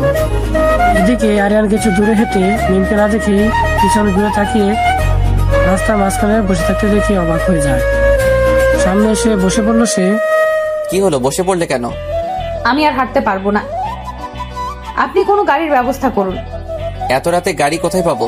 সেটা আমি জানি না, পা ব্যথা করছে আমার, তার সাথে এই শাড়ি পরে হাঁটা যাচ্ছে না। আরিয়ান পড়ে গেল মহাবিপদে। এখন কি করবে সে? এখন তাহলে যাওয়া যাক। আরিয়ানের কথা শুনে আনমনে হাসলাম আমি। পরক্ষণেই আরিয়ানের গলা জড়িয়ে ধরে বললাম, যাবো মানে? পুরো দৌড়াবো জামাই। এইদিকে আমার কথা শুনে আরিয়ান পুরো অবাক হয়ে গেল। অবাক হয়ে বলল, কি বললে তুমি? কই কিছু তো বলিনি। না, কিছু একটা তো বলছো তুমি। কিছু বলিনি, চলুন তো, ঘুম পাচ্ছে প্রচুর, বাকি কথা কালকে কমো। আরিয়ান আর কিছু বলল না, আমায় কোলে নিয়ে হাঁটলো সে। এদিকে মিম আরিয়ানের দিকে তাকিয়ে আছে। অসম্ভব রকম ভালো লাগছে মিমের। ইচ্ছা করছে আরিয়ানের গালে একটা চুমু দিয়ে দিতে, কিন্তু সেটা সম্ভব নয়। তার ইচ্ছাটাকে নিজের মধ্যেই দমিয়ে রেখেই চলল নিজের গন্তব্যে। বেশ কিছুক্ষণ পর আরিয়ান মিমকে কুলে তুলে রুমে এসে বিছানায় বসিয়ে দিল। তারপর নিজেও বসে পড়লো। তারপর বলে উঠলো, তাহলে মন খারাপ করে চলে গেছে তো? আরিয়ানের কথা শুনে আমি খুশি হয়ে আরিয়ানকে জড়িয়ে ধরে বললাম, থ্যাংক ইউ সো মাচ। এই বলে হুট করে আরিয়ানের গালে একটা চুমু দিয়ে আমি ঘুম। এদিকে আরিয়ান মিমের কাজে শক্ট। কি হলো এটা? পরক্ষণেই হাসলো আরিয়ান। কিছুক্ষণ পর নিজেও বিছানায় শুয়ে একবার মিমের মুখে থেকে তাকিয়ে বলল, পাগলি একটা। তারপর আর কি আমাদের লালমরিচ আর ফাটা স্পিকার দুজনেই একসাথে ঘুমেরাজে পাড়ি দিল। মাঝখানে কেটে গেল পুরো 15 দিন। খুনসুটি, ঝগড়া আর ভালোবাসার মুহূর্ত কেটেছে। ফাটা স্পিকার, লালমরিচের দিন। কিন্তু আরিয়ান এখনো বলতে পারেনি সে যে ভালোবাসে লালমরিচকে। আর ওদিকে জিসান আর সায়ানের সাথে তিশা আর রোহিত দেখা, অথবা কোনোটাই হয়নি এই 15 দিনে। কিছুদিনের দূরত্ব জিসান বুঝে গেছে সে তিশাকে ভালোবেসে ফেলেছে। রোজ রাতে তিশার সাথে দেখা করার জন্য মনটা ছটফট করে। তিশার সাথে হয়ে যাওয়া ঘটনাগুলো সবই তার চোখে ভাসে। তিশার সাথে করা ঝগড়াগুলো আজকে তাকে তিশার প্রতি এক অদ্ভুত মায়া জড়িয়ে ফেলছে, যেটা তিশার কাছে থাকতে তা বুঝতে পারেনি জিসান। কাছে না থাকায় বুঝে গেছে। এখন ওদিকে রুহিও রোজ রাতে সায়নের কথা ভেবে, তার বলা ছাদে বসে কথাগুলো ভেবে আনন্দে হাসে। আর তিশাও জিসানের কথা ভেবে একটু আরেকটু মন খারাপ হলেও পরক্ষণে আবার ভুলে যায়। জিসানের পাগলামিগুলো প্রচুর হাসায় তিশাকে, কিন্তু খুব একটা গুরুত্ব দেয় না সে। এভাবেই চলে গেল এক এক জনের দিন। লাল মরিচ তুমি পারবে না, আমি নামিয়ে দেই। এক প্রকার শান্ত গলায় কথাটা বলে উঠলো আরিয়ান আমায়। আর আরিয়ানের কথা শুনে আমি বলে উঠলাম, ফাটা স্পিকার, আপনি একটু থামুন, আমি পারবো। এই বলে যেই না আলমারির উপর থেকে ব্যাগটা নামাতে গেল, সাথে সাথে ব্যাগের ওজন হাতে রাখতে না পেরে ঠাস করে ব্যাগ নিয়ে পড়ে গেল। সাথে সাথে ব্যাগের ভিতরে থাকা সব জামা কাপড় এসে পড়লো মিমের মুখের উপর। এদিকে আরিয়ান মিমের কান্না থেকে হাসতে হাসতে শেষ। আরিয়ানের হাসি দেখে মিম রেগে বলল, এত হাসার কি আছে? এই জন্যই বলেছিলাম তুমি পারবে না, আমার কাছে দাও। এখন সব দোষ আমার। আর যখন আমি আপনাকে বলেছিলাম তখন তো অ্যাটিটিউড দেখালেন, এখন আইসে পাম দিতে। কি অ্যাটিটিউড দেখিয়েছি আমি? আমি একটা কাজ করতেছিলাম তাই বলছি, আসছি একটু পরে। তুমি তো উপরে এসে যাকগে, বাদ দাও, উঠো তাড়াতাড়ি, তারপর তাড়াতাড়ি তৈরি হও। এই বলে আরিয়ান মিমের দিকে হাত বাড়িয়ে দিল। মিমও খুশি হয়ে আরিয়ানের হাত ধরে উঠে পড়লো। আজকে মিম খুব খুশি। অনেকদিন পর আজকে মিম নিজের বাড়িতে যাবে। এই কয়েকদিন আরিয়ান ব্যস্ত থাকায় মিমকে নিয়ে যেতে পারেনি। শ্বশুরমশাই আরিয়ানকে পড়াশোনার পাশাপাশি তাদের বিজনেসও যোগ দিতে বলেছিল, যার জন্য আরিয়ান ব্যস্ত হয়ে পড়ছে। আর সবকিছু বোঝাতেও একটু সময় লাগে। তবে তারা শুধু একা যাচ্ছে এটা বললেও ভুল হবে। তাদের সাথে যাচ্ছে সায়ান, জিসানের সাথে নূর। রিয়াদ ভাইও বলেছিল একসাথে সবাইকে যেতে, তাই সবাই যাবে। আর কাল রাতে সবকিছু গুছিয়ে আলমারির উপরে ব্যাগটা রেখে দিল মিম। আর সেই ব্যাগটা নামাতে গিয়েই এত কিছু হয়ে গেল। ভাবনার মাঝে আরিয়ান বলে উঠলো, তাড়াতাড়ি তৈরি হয়ে নাও, তার সাথে এগুলো গুছিয়ে ফেলো। এই বলে আরিয়ান বেরিয়ে গেল। এই কয়েকদিন ভার্সিটিতে যাওয়া হয়নি একদিনও, শুধু রুহি আর তিশার সাথে কথা হতো ফোনে। হঠাৎই কিছু একটা ভেবে হাসলো মিম। তারপর আবার সবকিছু গুছিয়ে নিতে লাগলো। কয়েক ঘন্টা পর তারা তৈরি হয়ে নামলো নিচে। এর ভিতর জিসান আর সায়ান এসে পড়ে। তারপর সবাই মিলেমিশে একসাথে গাড়িতে বসে পড়লো। মিমদের বাড়ির উদ্দেশ্যে একটা ব্রিজের নিচে দাঁড়িয়ে আছে তুলি। মনটা তার বরাবরের মতো খুব খারাপ। আনমনে চুক্তি করে ব্রিজের উপর দাঁড়িয়ে নিচে নদীর পানির দিকে একদিনে তাকিয়ে আছে সে। বিগত কয়েকদিন ধরেই সে তার করা অপরাধের কথা ভেবেই খুব কষ্ট পাচ্ছে। তার থেকে বেশি কষ্ট পাচ্ছে তার বন্ধুর কথা। সবাই তাকে বলে গেছে। এভাবে দীর্ঘশ্বাস ফেললো তুলি। সত্যি অন্যের ক্ষতি করতে গিয়ে নিজের ক্ষতি করে ফেলেছে। তার এই ভুলকে তাকে অনেক কিছুই শিখিয়ে দিয়েছে। হঠাৎ করেই তার সামনে এসে একটা গাড়ি থামলো। তুলি অবাক চোখে তাকিয়ে রইল সেদিকে। অবাক চোখে তাকিয়ে আছে তুলি আমাদের দিকে। সাথে আমরাও তুলিকে এইভাবে ব্রিজের নিচে দাঁড়িয়ে থাকতে দেখে অবাক হয়ে এখানে গাড়ি থামিয়ে তুলির কাছে আসলাম। মাথা নিচু করে দাঁড়িয়ে আছে তুলি। এমন সময় আমি তুলির সামনে গিয়ে বললাম, তুলি আফা, তুমি এখানে কি করছো? নীরব কণ্ঠে তুলি বলে উঠল, তেমন কিছু নয়। মন খারাপ তোমার? না, তেমন কিছু নয়। তা তোমরা সবাই মিলে কোথায় যাচ্ছ? ও আমরা আমরা সবাই আমাদের বাড়িতে যাচ্ছি। যাবে তুমি আমাদের সাথে?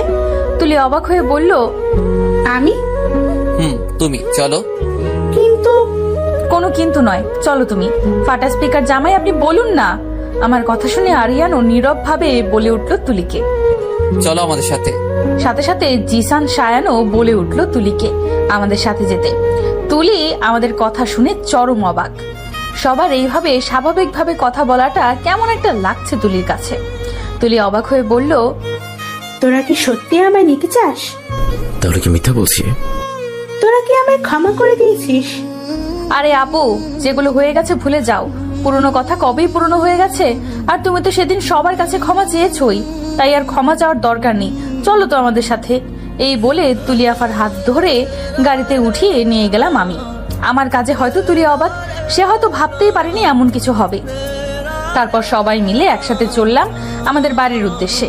কলিং বেল বাজতেই রুহি আর তিশা এসে দরজা খুললো। ওদের দেখে আমি খুশি হয়ে জড়িয়ে ধরতে যাব, এমন সময় বলে উঠলো ওরা, ওখানেই দাঁড়া, ভিতরে আসবি না। ওদের কথা শুনে রীতিমতো অবাক আমরা। বলে কি? আমি অবাক হয়ে বললাম, কি কেন? তারপর তিশা বলে উঠলো, এভাবে তো ঢুকতে দেব না দোলাফাই। তিশার কথা শুনে আরিয়ান অবাক হয়ে বলল, মানেটা হলো আমাদের টাকা চাই। টাকা ছাড়া ভেতরে ঢোকা যাবে না। এমনিতেও হুট করে বিয়েটা হয়ে যাওয়াতে এসব কিছু করার সুযোগ পেলাম না আমরা, তাই এখন সুযোগ পেলাম। টাকা না দিলে ঢুকতে দেব না। আমি তো চরম অবাক হয়ে বললাম, ও জিও দোস্ত, এই না হলে আমার বান্ধবী তোরা? আমি ভাবতেই পারিনি তোরা এমন কিছু করবি। আমার কথা শুনে সায়ান আর জিসান অবাক হয়ে বলল, এটা কি ভাবি, এখানে আসতেই বান্ধবীদের পক্ষে চলে গেলা?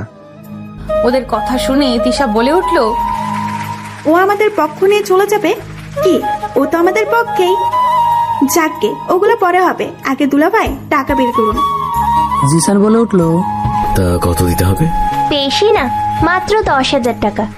রুহির কথা শুনে আমি অবাক হয়ে বললাম, এটা কি বলছিস তুই? আমার কথা শুনে সায়ান বলে উঠল, দেখছো ভাবি, তোমার বান্ধবীরা কি বলে? সায়ানের কথা শুনে রুহি বলে উঠলো, কি বলছি, খুব কমই তো চাইছি, তাই না দোস্ত? তোরা আসলেই পাগল। মাত্র 10,000 চাইছো? আমি থাকলে তো 20,000 চাইতাম। আমার কথা শুনে সবাই চোখ বড় বড় করে তাকালো আমার দিকে।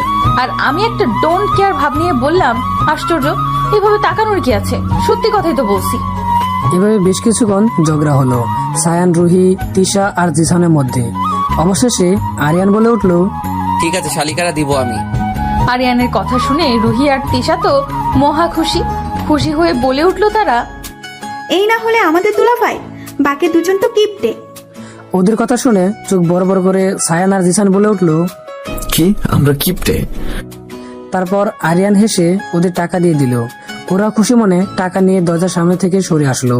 মিম রুহি আর তিশাকে জড়িয়ে ধরে বলল, আমার কিন্তু ভাগ চাই।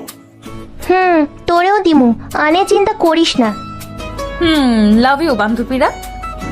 বিনিময়ে হাসলো ওরা। এমন সময় সেখানে আসলো আম্মু, আব্বু আর ভাইয়া। আমি সবাইকে জড়িয়ে ধরে বলে উঠলাম, কেমন আছো তোমরা? সবাই হেসে বলল, তোকে ছাড়া ভালো কি করে থাকি বলতো, কিন্তু এখন তুই চলে এসেছিস, আমরাও ভালো থাকবো। এমন সময় ভাইয়া বলে উঠলো, ও এখানে কেন? সাথে সাথে সবাই পিছন ঘুরে তাকালো। সবাই অবাক হয়েছে তুলিকে দেখে। ভাইয়া প্রচন্ড রেগে আছে। আমি ভাইয়ার দিকে তাকিয়ে বলে উঠলাম, ভাইয়া, তুলি আপু আমাদের সাথে কয়েকদিন থাকবি। ভাইয়া অবাক হয়ে বলল, কি? এটা হতে পারে না। কেন হতে পারে না ভাইয়া? ও তোর সাথে যেটা করলো তারপরও তুই। ভাইয়া, যা হয়ে গেছে হয়ে গেছে, সেটা ভেবে আর কথা বাড়িয়ে লাভ নেই।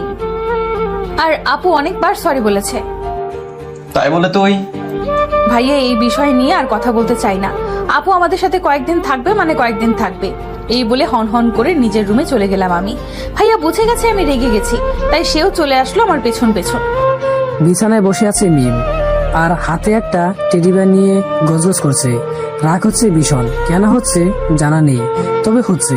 এমন সময় রুমে এসে পাশে বসলো রিয়াদ ভাইয়া। মিম জানে এখন ভাইয়া কি বলবে। প্রথমেই কান ধরে সামনে আসবে, তারপর বলবে, সরি সাতচন্নি, ভুল হয়ে গিয়েছে, ওকে দেখেই আসলে মাথা ঠিক ছিল না। সরি, আর হবে না। তুই যেহেতু বলছিস সে এখানেই থাকবে। ভাইয়ার কথা শুনে আমি খুশি হয়ে বললাম, এই না হলে আমার ভাইয়া। তবে শোন, ও যদি আবার তোর ক্ষতি করার চেষ্টা করে তাহলে কিন্তু আমি ওকে ছাড়বো না। ওসব কিছু হবে না ভাইয়া, তুলিয়াফা বদলে গেছে। তুই কি করে বুঝলি? তুলিয়াফার চোখে সেদিন আমি অনুশোচনা দেখেছি ভাইয়া, আর এই অনুশোচনায় আপুকে বদলে দিয়েছে।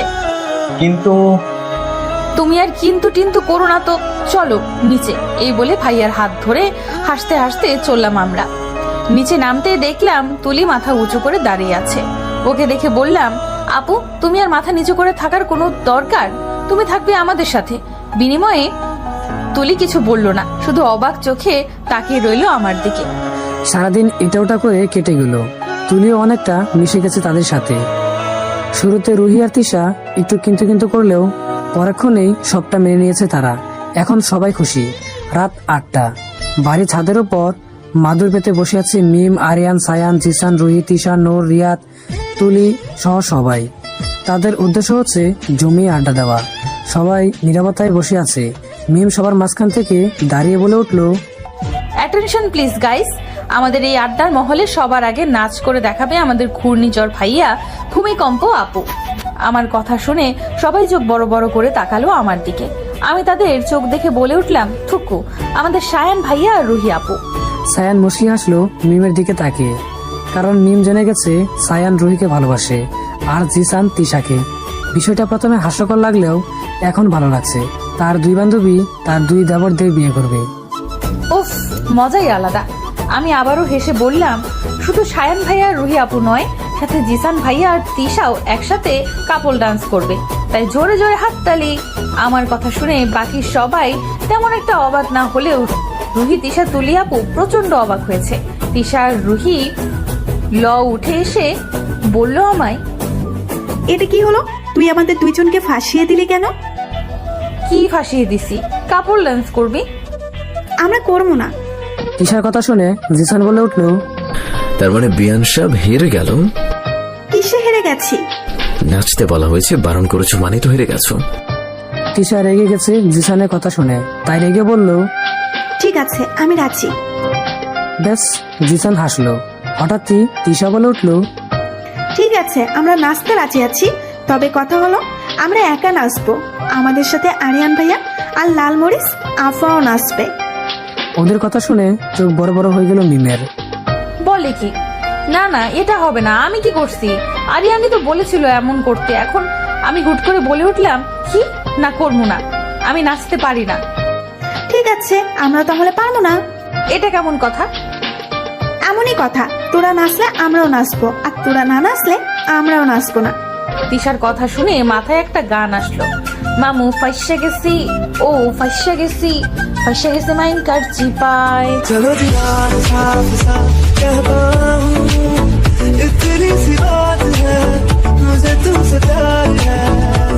ফুল লাইট স্পিডে গানটা ছেড়ে খোলা আকাশের নিচে দাঁড়িয়ে কাপল ডান্স করছে আমাদের ফাটা স্পিকারের সাথে লালমরিচ, মাল্টিপ্লেকের সাথে আলুর পরোটা, আর ঘূর্ণিঝড়ের সাথে ভূমিকম্প ম্যাডাম। আর তিন জুটি একদম গরু লাগানো মুহূর্তের ভিতরে চলে গেছে। আর তাদের এই মুহূর্তে সাক্ষী হিসেবে ডান্স দেখতে তুলি, নূর আর রিয়াদ সবাই এক অদ্ভুত ভালো লাগার মুহূর্তে চলে গেছে। সরি। এক নিশ্চুপ মনোভাব আর শান্ত গলায় কথাটা বলে উঠলো তুলি রিয়াদকে। রিয়াদ অবাক হয়ে বলল, মানে সরি বলছি তোকে। ও, আমি সত্যি জানতাম না ও তোর বোন। জানলে ওদের কাজটা করতি না? সত্যি ভুল হয়ে গেছে। তুলির কাজে রিয়াদ অবাক হয়ে শুধু তাকিয়ে রইল।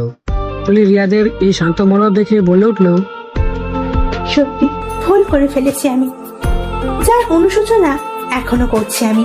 তখন মেয়েটার প্রতি প্রচন্ড রাগ হয়েছিল আমার।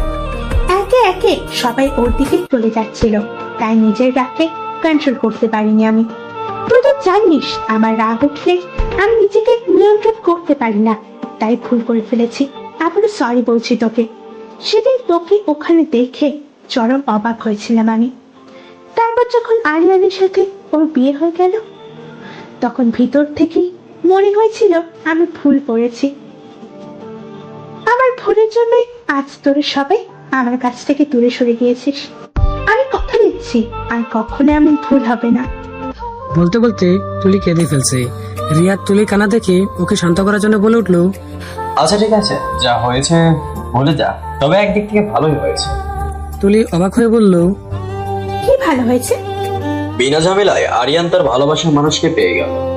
এই কথাটা শুনে তুলি আরো চরম প্রকার অবাক হয়ে বলল, মানে আরিয়ান আমার বোনটাকে ভালোবাসে। তুই জানলি কিভাবে? আরিয়ান বলেছিল, তবে শালা হিসেবে না, বেস্ট ফ্রেন্ড হিসেবে। বিনিময়ে তুলি কিছু বলল না। হালকা হেসে সামনে কাপল ড্যান্সের দিকে তাকালো। আরিয়ানের চোখে এক অদ্ভুত ভালো লাগা দেখতে পাচ্ছে তুলি। হয়তো এই ভালো লাগাই আরিয়ানকে ভালোবাসা বন্ধনে আবদ্ধ করেছে। এক দীর্ঘশ্বাস ফেললো তুলি। সব ভুলে যাবে তুলি। সে যে একসময় আরিয়ানকে ভালোবাসতো। আরিয়ানের ভালোবাসার কথা একমাত্র সে ছাড়া আর কেউ জানে না, আর কোনোদিন জানবেও না। শুধু সেদিন মিমের সামনে প্রকাশ করেছিল সে, তাও ভুলে যাবে। হাজারো কথা ভেবে নিজেকে সান্ত্বনা দিচ্ছে তুলি নিজেই। হঠাৎই মিউজিক বন্ধ হয়ে গেল, মানে গান শেষ হয়ে গেছে। হঠাৎ এমনটা হওয়াতে সবাই তাদের গোর লাগানো মুহূর্ত থেকে বেরিয়ে আসলো।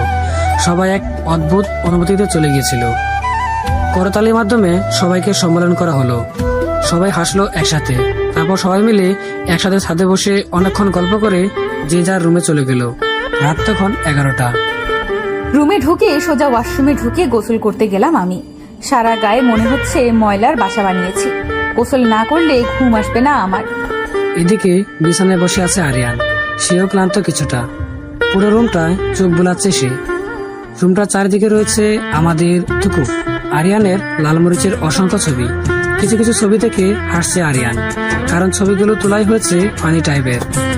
হঠাৎ চোখ গেল আরিয়ানের শুভ্র রঙের শাড়ি পরা একটা ছবির দিকে। অসম্ভব সুন্দর লাগছে ছবিটায় আমাদের লালমরিচকে। আরিয়ান উঠে ছবিটির সামনে গিয়ে দাঁড়ালো আর বলল, তুমি আমার কল্পনার প্রিয়সী ছিলে। হুট করে হঠাৎ তমকা হওয়ার মতো আমার জীবনে এলে। একের পর এক ভালো লাগার আবেগে ভেসে এসে ভালোবাসতে বাধ্য করলে। কিন্তু আফসোস, তুমি নিজে বুঝলে না, আসলেই তুমি একটা পাগলি, দুষ্টু মিষ্টি পাগলি বউ আমার লালমরিচ। আনমনে হাসলো আরিয়ান। আবার মন খারাপও লাগছে তার। হঠাৎ জানালা ভেদ করে এক অদ্ভুত শীতল মেশানো বাতাস বয়ে এলো। জানালার সাদা পর্দাগুলো বাতাসে উঠছে অসম্ভব রকম, হয়তো বৃষ্টি আসার পূর্বাভাস। এমন সময় সাদা রঙের চুড়ি পরে চুল মুছতে মুছতে ওয়াশরুম থেকে বেরিয়ে গেল আমাদের লালমরিচ। আরিয়ান পিছন ঘুরে তাকালো। অপলকভাবে তাকালো সে তার দিকে। এক অদ্ভুত শিহরণ বয়ে যাচ্ছে তার ভিতরে। আনমনেই আরিয়ান সামনে এগোতে লাগলো। হুট করে এভাবে আরিয়ানকে এগোতে দেখে আমি ভয়ে ঘাবড়ে গেলাম। হাতের উপর থেকে টাওয়াল রাখতে রাখতে বললাম, কি হলো ফাটা স্পিকার জামাই, এগোচ্ছেন কেন? আরিয়ান আমার সামনে এসে বলল, হুশ। আমি অবাক চোখে তাকালাম আরিয়ানের দিকে। হঠাৎ আরিয়ান ঝুঁকে পড়লো আমার দিকে। তারপর বলে উঠল, তুমি কি কিছু বুঝতে পারো না প্রিয়সী? প্রিয়সী মস্তিষ্কের কোণে এসে বসলো কথাটা। আমি আনমনে বলে ফেললাম, কি বুঝবো? আমার চোখের দিকে তাকিয়েও কি তুমি কিছু বুঝতে পারছো না? আরিয়ানের কথা শুনে আরিয়ানের চোখের দিকে তাকিয়ে রইলাম আমি। অদ্ভুত তো, চোখ দেখে কি বোঝা যায়? তুমি কি সত্যি কিছু বুঝতে পারছো না? আরিয়ানের কথার আগা মাথা বুঝতে না পেরে আমি বলে উঠলাম, বিশ্বাস করুন আমি সত্যি কিছু বুঝতে পারছি না। হতাশ চোখে তাকালো আরিয়ান আমার দিকে। আরিয়ানের চাহনি দেখে আমি বলে উঠলাম, বুঝতে পেরেছি তো। আমার কথা শুনে আরিয়ান খুশি হয়ে বলল, তুই সত্যি বুঝে গেছো? তা কি বুঝেছো? এই তো আপনার ক্ষুধা লেগেছে। ওইভাবে তাকানোর কি আছে? ক্ষুধা লেগেছে মুখে বললেই তো হয়। আরিয়ান আমার কথা শুনে রেগে বলল, শাট আপ। আমি কখন বলেছি আমার ক্ষুধা লেগেছে? তাহলে আপনি কি বোঝার কথা বলছেন বলুন তো? সত্যি বুঝতে পারছি না আমি। আর একটা কথা বলবো প্লিজ? কি? একটু সরে দাঁড়ান না, আমার হার্টবিট ওঠানামা করছে। এখন এই শ্বাস বন্ধ হয়ে যাবে আমার। এত কাছে আসার কি দরকার? দূর থেকে কথা বলুন না। বিনিময়ে আরিয়ান কিছু না বলে সরে আসলো, তারপর বলে উঠলো, তুমি আসলে একটা পাগল। কি? আমি পাগল? আপনার বউ পাগল? আমার কথা শুনে আরিয়ান হেসে দিল। আশ্চর্য।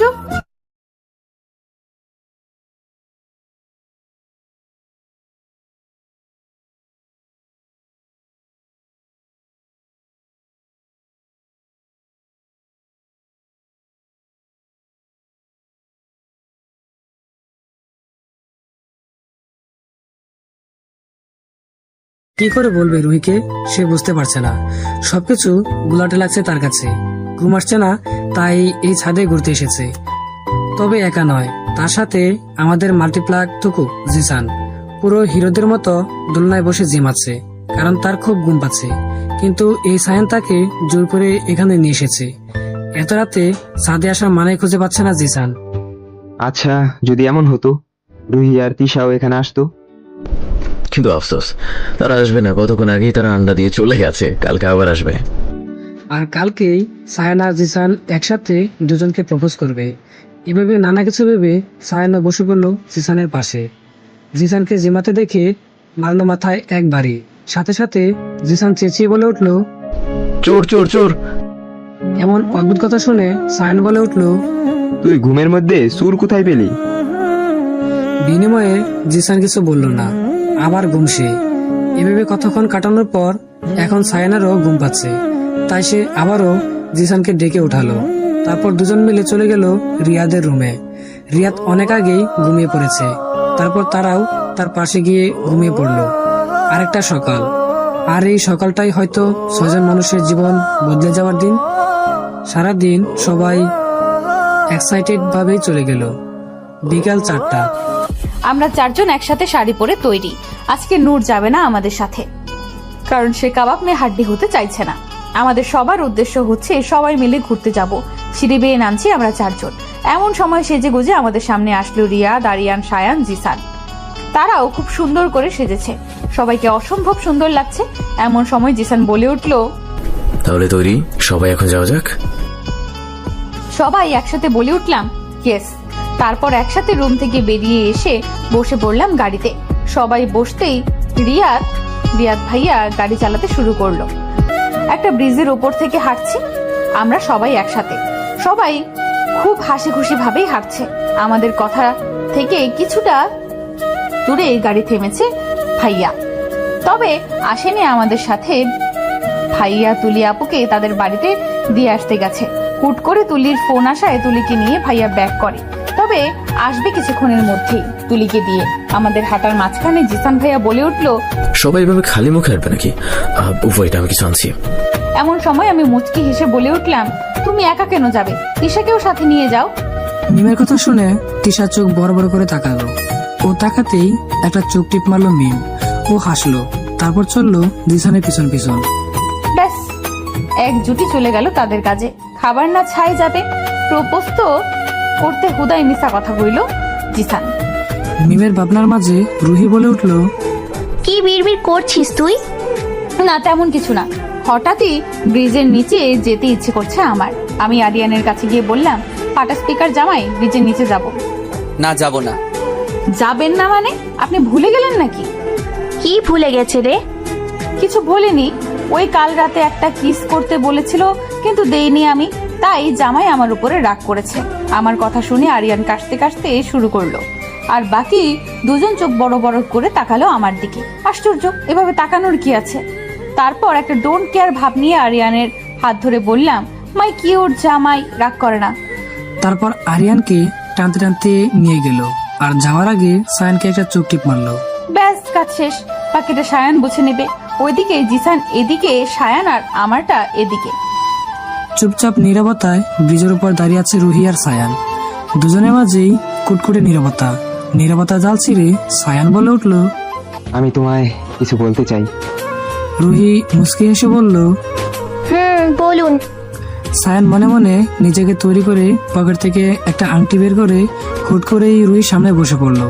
সায়ানের এমন কাজে রুহি তো চরম অবাক হয়ে আশপাশে তাকালো। তেমন কেউ নেই, চারদিকে বাতাস বইছে খুব। হঠাৎ সায়ান বলে উঠলো, কখন কিভাবে জানি না, তোমায় এতটা ভালোবেসে ফেলেছি আমি। তোমায় নিয়ে একটা খুনসুটির কুঁড়েঘর সাজানো নিয়ে হাজারো স্বপ্ন বুনেছি আমি। তোমার হুট করে কাছে আসা, হুট করে ভয় পাওয়া, হুট করে লজ্জা পাওয়া, সবকিছুই আমায় এক অদ্ভুত মায়ায় জড়িয়ে ফেলেছে। এই মায়ায় আমি সারা জীবন আটকে থাকতে চাই লজ্জাবতী। তোমায় নিয়ে করা সব স্বপ্নগুলো পূরণ করতে চাই আমি। আর আমার এই সব স্বপ্ন পূরণ করার জন্য তোমার হাতটা আমায় শক্ত করে ধরে রাখার সুযোগ কি দিবে তুমি? এতটুকু এক নিঃশ্বাসে বলে থেমে যায় সায়ান।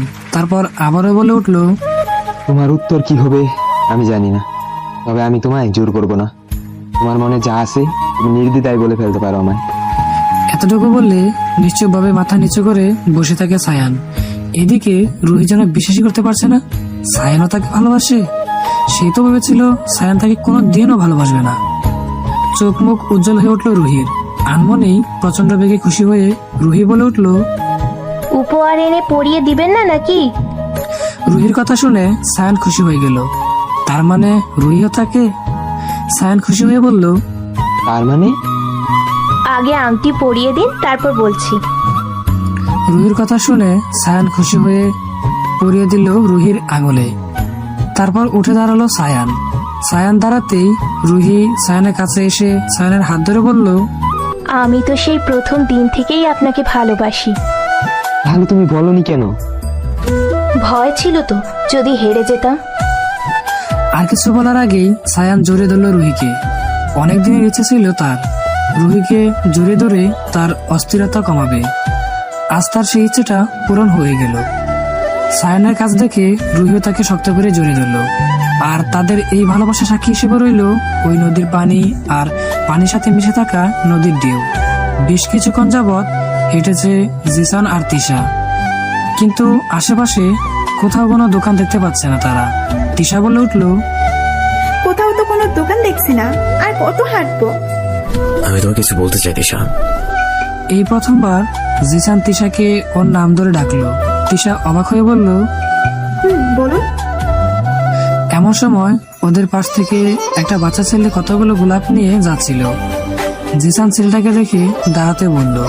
ছেলেটিও দাঁড়িয়ে পড়লো। জিসান কিছু ফুল কিনে আবার চলে আসলো তিশার সামনে। তিশা জিসানের কাছে চরম প্রকার অবাক। সে হয়তো বুঝতেই পারছে না জিসান কি করতে যাচ্ছে। জিসান তিশার সামনে এসে বলল, এগুলো তোমার জন্য। তিশা খুশি হয়ে বলল, আমার জন্য? ধরো। তিশা খুশি হয়ে ফুলগুলো নিল জিসানের কাছ থেকে। তিশার খুশির মাঝেই জিসান বলে উঠল, আই লাভ ইউ আলুর পরোটা। জিসানের কথা শুনে তিশার চোখ বড় বড় হয়ে গেল। জিসানের কথাটা হয়তো তিশা মাথার উপর দিয়ে গেছে। তিশা অবাক হয়ে বলল, কি? আমি তোমায় ভালোবাসি। সত্যি? তাহলে মিথ্যা বলছি নাকি? বিশ্বাস হচ্ছে না তো মাল্টিপ্লাগ। তুমি আবার আমায় মাল্টিপ্লাগ বলছো? আপনি তো একটু আগে আলুর পরোটা বলেছেন, তার বেলা। এই নিয়ে দুজনের মধ্যে বেঁধে গেল ঝগড়া। ঝগড়ার মাঝখানে জিসান বলে উঠল, ভেবেছিলাম তোমাকে বিয়ে করে সংসার করবো, কিন্তু না, এখন আর করবো না। তোমার বিয়ে করলে সারাদিন শুধু ঝগড়া করতে করতে চলে যাবে। তার চেয়ে অন্য মেয়েকে বিয়ে করে নিব, এটাই ভালো হবে। জিসানের কথা শুনে তিশা রেগে জিসানের কলার চেপে ধরে বলল, কি বললি তুই? আমার ছেলে অন্য মেয়েকে বিয়ে করবি? একদম মেরে ফেলবো। এতটুকু বলে নিজের মুখ চেপে ধরল তিশা। এখন কি হবে? মুখ চেপে জিসানের দিকে তাকালো তিশা। এদিকে জিসান তিশার কথা শুনে বুঝে গেছে তিশার উত্তর কি। জিসান তিশার কাছে এসে বলল, তার মানে ইউ আলুর পরোটা, তুমি আমায়? আমি কিছু না। এখন তো আর শুনছি না আলুর পরোটা। তিশা কিছু বুঝতে না পেরে দৌড় দিতে নিলে জিসান তিশার হাত ধরে ফেলে। তারপর তিশাকে টান মেরে নিজের দিকে এনে বলল, আমি ভালোবাসো, এটা বললেই তো হয়। আমি কেন বলবো? বুঝে নিতে পারেন না? বিনিময়ে জিসান কিছু বলল না। তিশাকে শক্ত করে জড়িয়ে ধরল, আর তিশাও জড়িয়ে ধরল জিসানকে।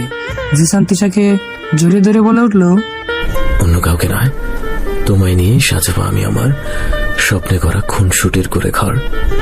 জিসানের কথা শুনে মুচকি আসলো তিশা। তারপর আরো শক্ত করে একে অপরকে জড়িয়ে ধরল জিসান আর তিশা। আর তাদের এই ভালোবাসা সাক্ষী হিসেবে রইল খোলা আকাশ আর চারদিকে বয়ে চলা শীতল মেশানো বাতাস। আরিয়ানের হাত ধরে হাঁটছি আমি, অসম্ভব ভালো লাগছে আমার। চারদিকের ঢেউয়ের শব্দ, চারপাশে অসম্ভব সুন্দর শীতল মেশানো বাতাস, বাতাসে চুলগুলো উঠছে আমার। বিষয়টা সত্যিই রোমান্টিক। হঠাৎই আরিয়ানকে বলে উঠলাম, ফাটা স্পিকার জামাই, আমি নৌকায় উঠবো। এখন? এখন নয়তো কখন? চলুন। না, এখন নয়, পরে। আপনি শুধু পরে পরে করেন কেন বলুন তো? এখন হলে আমি কিন্তু খেলবো না। তোমাকে খেলতে হবেও না। সারাদিন শুধু উল্টো পাল্টা চিন্তা ভাবনা, সব বুঝে, শুধু আমি যেটা বলতে চাই সেটাই বুঝে না। আশ্চর্য, আপনি তো রেগে যাচ্ছেন কেন? রাখবো না তো? তুমি কি সত্যি কিছু বুঝতে পারো না আমার অবস্থাটা? যাও, তোমাকে কিছু বুঝতে হবে না, তুমি একা যাও, নৌকায় আমি যাব না। এই বলে আরিয়ান হাঁটতে শুরু করলো। এদিকে আমি আরিয়ানের এমন ভাবে হঠাৎ করে চলে যাওয়া দেখে অবাক হয়ে তাকিয়ে রইলাম। যাক বাবা, চলে যাচ্ছে তো। আরে সত্যি সত্যি তো চলে যাচ্ছেন, ধর মিম। এই বলে জুতো খুলে আমি এক দৌড়ে সোজা আরিয়ানের সামনে গিয়ে দাঁড়ালাম আমি। তারপর বলে উঠলাম, আপনি এইভাবে চলে যাচ্ছেন কেন? কি করেছি আমি? আমার মাথা ব্যথা করছে, সরো তুমি, থাকবো না আমি তোমার সাথে। এই বলে আবারও আরিয়ান চলে যাচ্ছে। ব্যাটার হলো কি, এত দৌড়াচ্ছে কেন? আমার তো কিছুই বলতে দিচ্ছে না।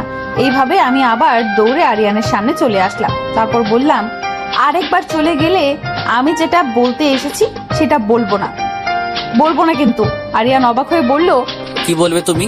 এই তো ফুচকা খাবে। আপনি বুঝলেন কিভাবে? তুমি যে পাগল। আবার আমায় পাগল বললো? আমি রেগে বললাম, একদম পাগল বলবেন না। কি বলবো তাহলে?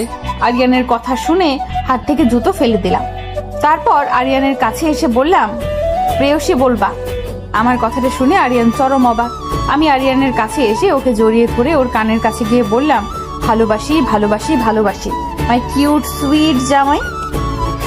এদিকে রিয়াদের গাড়ি এসে থামলো তুলিদের বাড়ির সামনে। তুলি রিয়াদকে বাই বলে চলে গেল তাদের বাড়িতে। এতক্ষণে হয়তো সবাই সবার মনে কথা বলে দিয়েছে তাদের প্রিয় মানুষদের সাথে। আর মনে হাসলো রিয়াদ। তারপর সেও চললো তার গন্তব্যে। শক্ত করে জড়িয়ে ধরে আছে আরিয়ান আমায়, আমিও ধরে আছি। কিছুক্ষণ পর আরিয়ান আমায় ছেড়ে দিয়ে বলল, তার মানে তুমি? অনেক আগে থেকেই জানি আমি তুমি আমায় ভালোবাসো জামাই। তার মানে তুমি না বোঝার নাটক করছিলে? কিছুটা। ভাইয়া অনেক আগেই বলেছিল আমায়। কি? ওইভাবে তাকানোর কিছু হয়নি। সেদিন রাতে ভাইয়া আমার রুমে এসে ফ্ল্যাশব্যাক। সেদিন রাতে আরিয়ানদের বাড়িতে বসে ভাইয়ার রুমে এসে মনমরা হয়ে বসেছিল মিম বিছানায়। এমন সময় ভাইয়া এলো রুমে। ভাইয়াকে দেখে খুশি হয়ে উঠে দাঁড়ালো মিম। ভাইয়া মিমের সামনে এসে বিছানায় বসে বলল, তোর সাথে আমার কিছু কথা আছে। বলো না। একটা সত্যি কথা বলবো? বলো। আরিয়ান তোকে চাপে পড়ে বিয়ে করে, ভালোবেসেই বিয়ে করেছে। মানে? মানে আবার কি, বুঝতে পারিস না? ও হয়তো তোকে ভালোবাসে আর ও এইভাবে বিয়েটা হবে সেটা বুঝতে পারেনি। বাট যেটা হয়েছে সেটাতে আর কেউ খুশি হোক বাই না হোক, আরিয়ান প্রচন্ড বেগে খুশি হয়েছে। তাই যা হয়েছে ভুলে যা। আরিয়ান খুব ভালো ছেলে, তোকে খুব ভালো রাখবে। আরিয়ান তোকে খুব ভালোবাসে। এতটুকু বলেই ভাইয়া চলে গেল। ভাইয়ার কথা শুনে চরম অবাক হয়েছিলাম আমি। পরে অনেক ভেবে দেখলাম তার সাথে সেদিন রাতে আরিয়ানের সাথে ঘুরতে যাওয়াটা থেকে সব কিছুতেই ভালো লাগতে শুরু করে। একটা সময় আই ফিল আমি আরিয়ানকে ভালোবাসি। তাই কাল রাতে আরিয়ানের পাগলামিতে মনে মনে প্রচুর হেসেছিলাম আমি।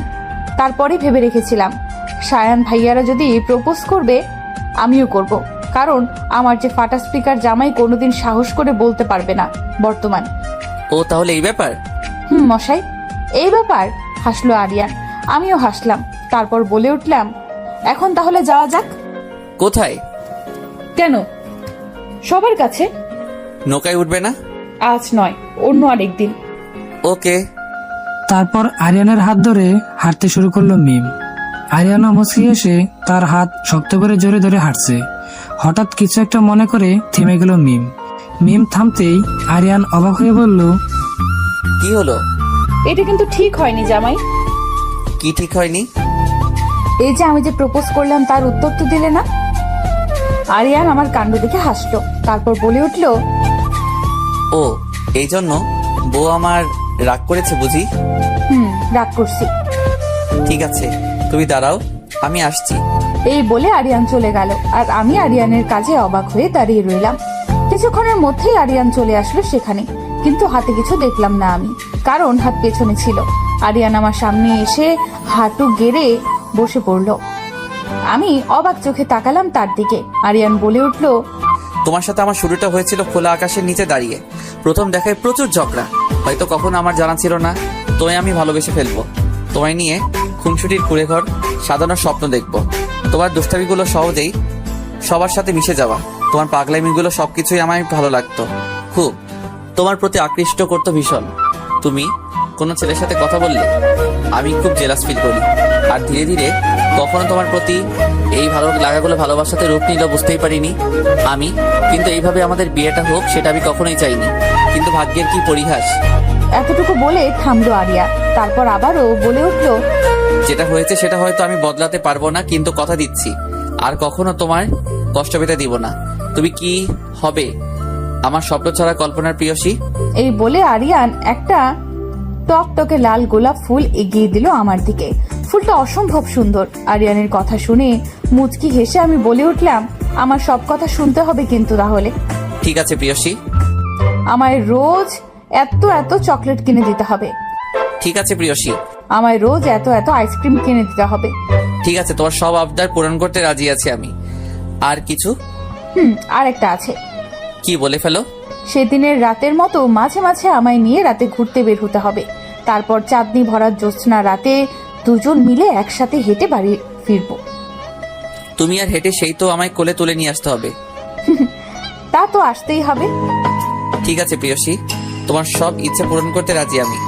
এখন কি গোলাপটা নিবে তুমি নাকি উঠে যাব? ও, আমি তো ভুলেই গেছিলাম। এই বলে আরিয়ানের কাছ থেকে গোলাপটা নিয়ে নিলাম হাতে। আরিয়ান উঠে দাঁড়িয়ে বলল, বাবা বাঁচলাম, না জানি আর কতক্ষণ বসিয়ে রাখতো। বাঁচুনি, এখন চলো তাড়াতাড়ি, সন্ধ্যা হয়ে আসছে তো। ওদিকে বাকিদের কি খবর জানতে হবে তো। আরিয়ান খুশি হয়ে বলল, চলো। এইভাবে যাব না, কোলে নিন। কি একটু আগে তো বললা হেঁটে যাবে। অত কিছু জানি না, কোলে নিন আগে। শেষমেশ আরিয়ানও কোনো উপায় না পেয়ে কোলে তুলে নিল আমায়। আমিও খুশি হয়ে আরিয়ানের গলা জড়িয়ে ধরে ওর গালে একটা চুমু দিয়ে বললাম, মাই কিউট সুইট জামাই। আরিয়ান আমার কাজে চরম অবাক। পরক্ষণে সে খুশি হয়ে হাঁটতে লাগলো আর বলল, পাগলি বউ আমার। আরিয়ান আমায় কোলে তুলে নিয়ে সবার সামনে আসলো। সবাই অবাক হয়ে বলল, কি হয়েছে ওর? কিছুই হয়নি। তারপর আমি হেসে বলে উঠলাম, তাহলে তোমারটা সেটিং। সবাই একসাথে একে অপরের দিকে তাকিয়ে বলল। তারপর সবাই একসাথে হাসলাম। মাঝখানে কেটে গেল অনেকগুলো দিন। এই কয়েকদিন অসম্ভব সুন্দরভাবে কেটেছে তাদের। সায়ান, রুহি আর জিসানের তিশার ভালোবাসাও আরো গভীরতা পেয়েছে। এখন সবাই সবাইকে অসম্ভব রকম ভালোবাসে। আমরা সবাই মিলে রোজ বিকালে একসাথে ঘুরতে যেতাম, আর আমাদের সাথে থাকতো তুলি আপু আর রিয়াদ ভাইও। মাঝে মাঝে মনে হতো তুলি রিয়াদ ভাইকে ভালোবাসে, আবার নাও হতে পারে। বিগত কয়েকদিন যাবৎ ভার্সিটিতেও যেতে শুরু করেছে মিম। রোজ রাতে আরিয়ান তাকে পড়ায়। বিষয়টা প্রচন্ড বেগে অসহ্য লাগে মিমের, তারপরও কিছুই করার নেই। বিছানায় বসে চিপস খাচ্ছে মিম। এমন সময় রুমে আসলো রুহি আর ওর পিছনে পিছনে তিশা, তাও আবার হাঁপাতে হাঁপাতে। ওদের ওইভাবে আসতে দেখে মিম অবাক হয়ে বলল, তোরা এই সময়? তিশা বলে উঠল, দোস্ত, একটা কেলেঙ্কারি হয়ে গেছে। কি হয়েছে? রুহিকে দেখতে ছেলেপক্ষ আসবে কালকে। ও, ভালো তো। কি বলছিস তুই? রুহিকে যদি ওনারা পছন্দ করে ফেলে তখন? করলে করবে। তোর কি মাথা খারাপ হয়ে গেছে নাকি? আমার মাথা ঠিকই আছে। তোরা এখন যা, বিকেলে রুহির বাড়িতে আসছি আমি। এসে কি করবি? কি করব? বলবো যাতে তাড়াতাড়ি রুহিকে বিয়ে দিয়ে দেয়। কতদিন হয়েছে বিয়ে খাই না বলতো। ওইভাবে তাকানোর কিছু হয়নি। তোরা এখন যা, বিকেলে আমি একা আসছি। আমার জন্য ভালো ভালো খাবার রান্না করতে বলি শান্তিকে। বিনিময়ে রুহি কিছু বলল না, মন খারাপ করে বাসা থেকে বেরিয়ে গেল। আর ওর পিছনে পিছনে তিশাও চলে গেল। হয়তো ওরা মিমের কাছ থেকে এমনটা আশা করেনি। ওরা যেতেই একটা ফোন করলো মিম। ব্যাস, কাজ শেষ। আর ফাটা স্পিকার জামাই থাকতে আর কি লাগে, হাসলাম আমি। ওরে মামা, বিয়া করমু।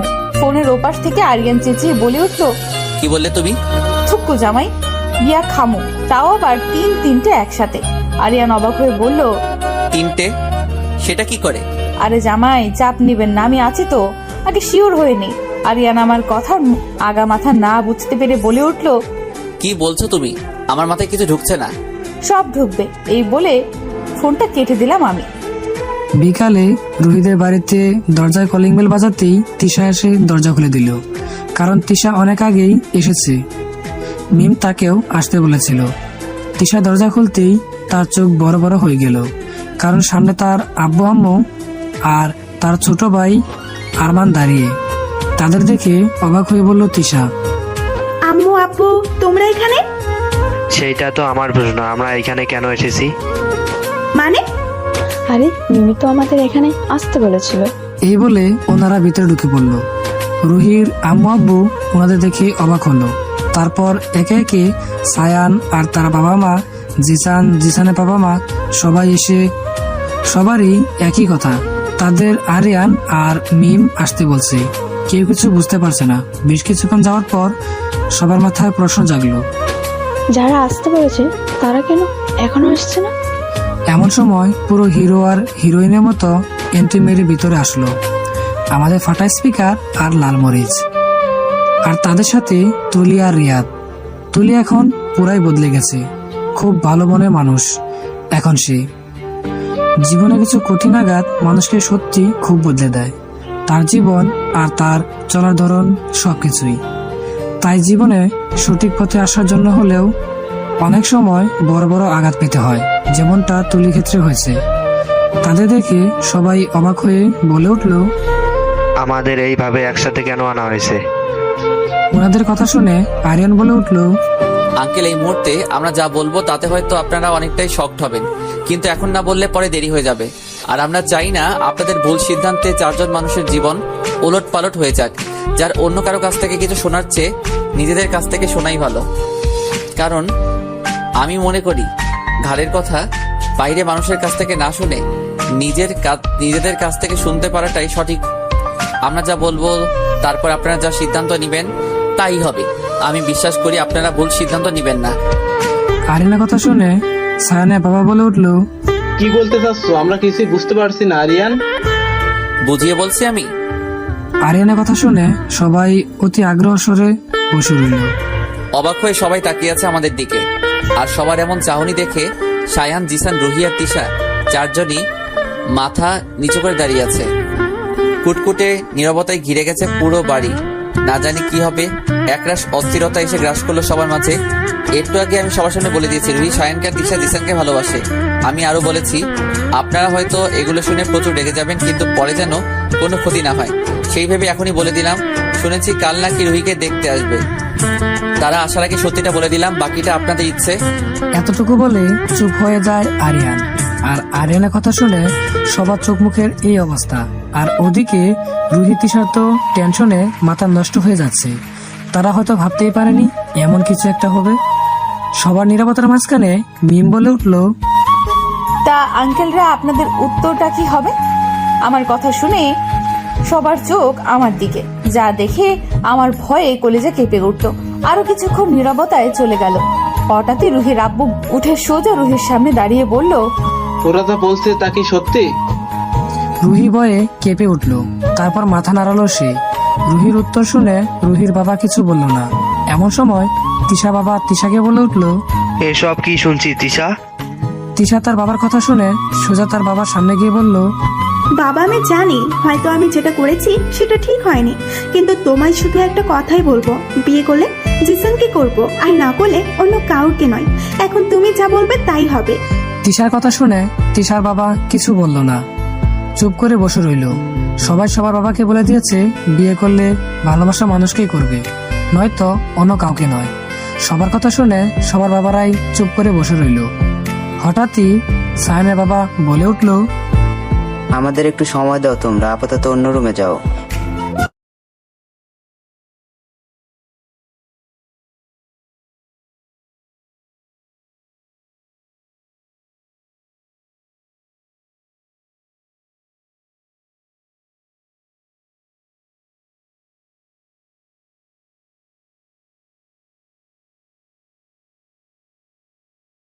তোমার এই মুহূর্তে গান গাইতে মনে যাচ্ছে?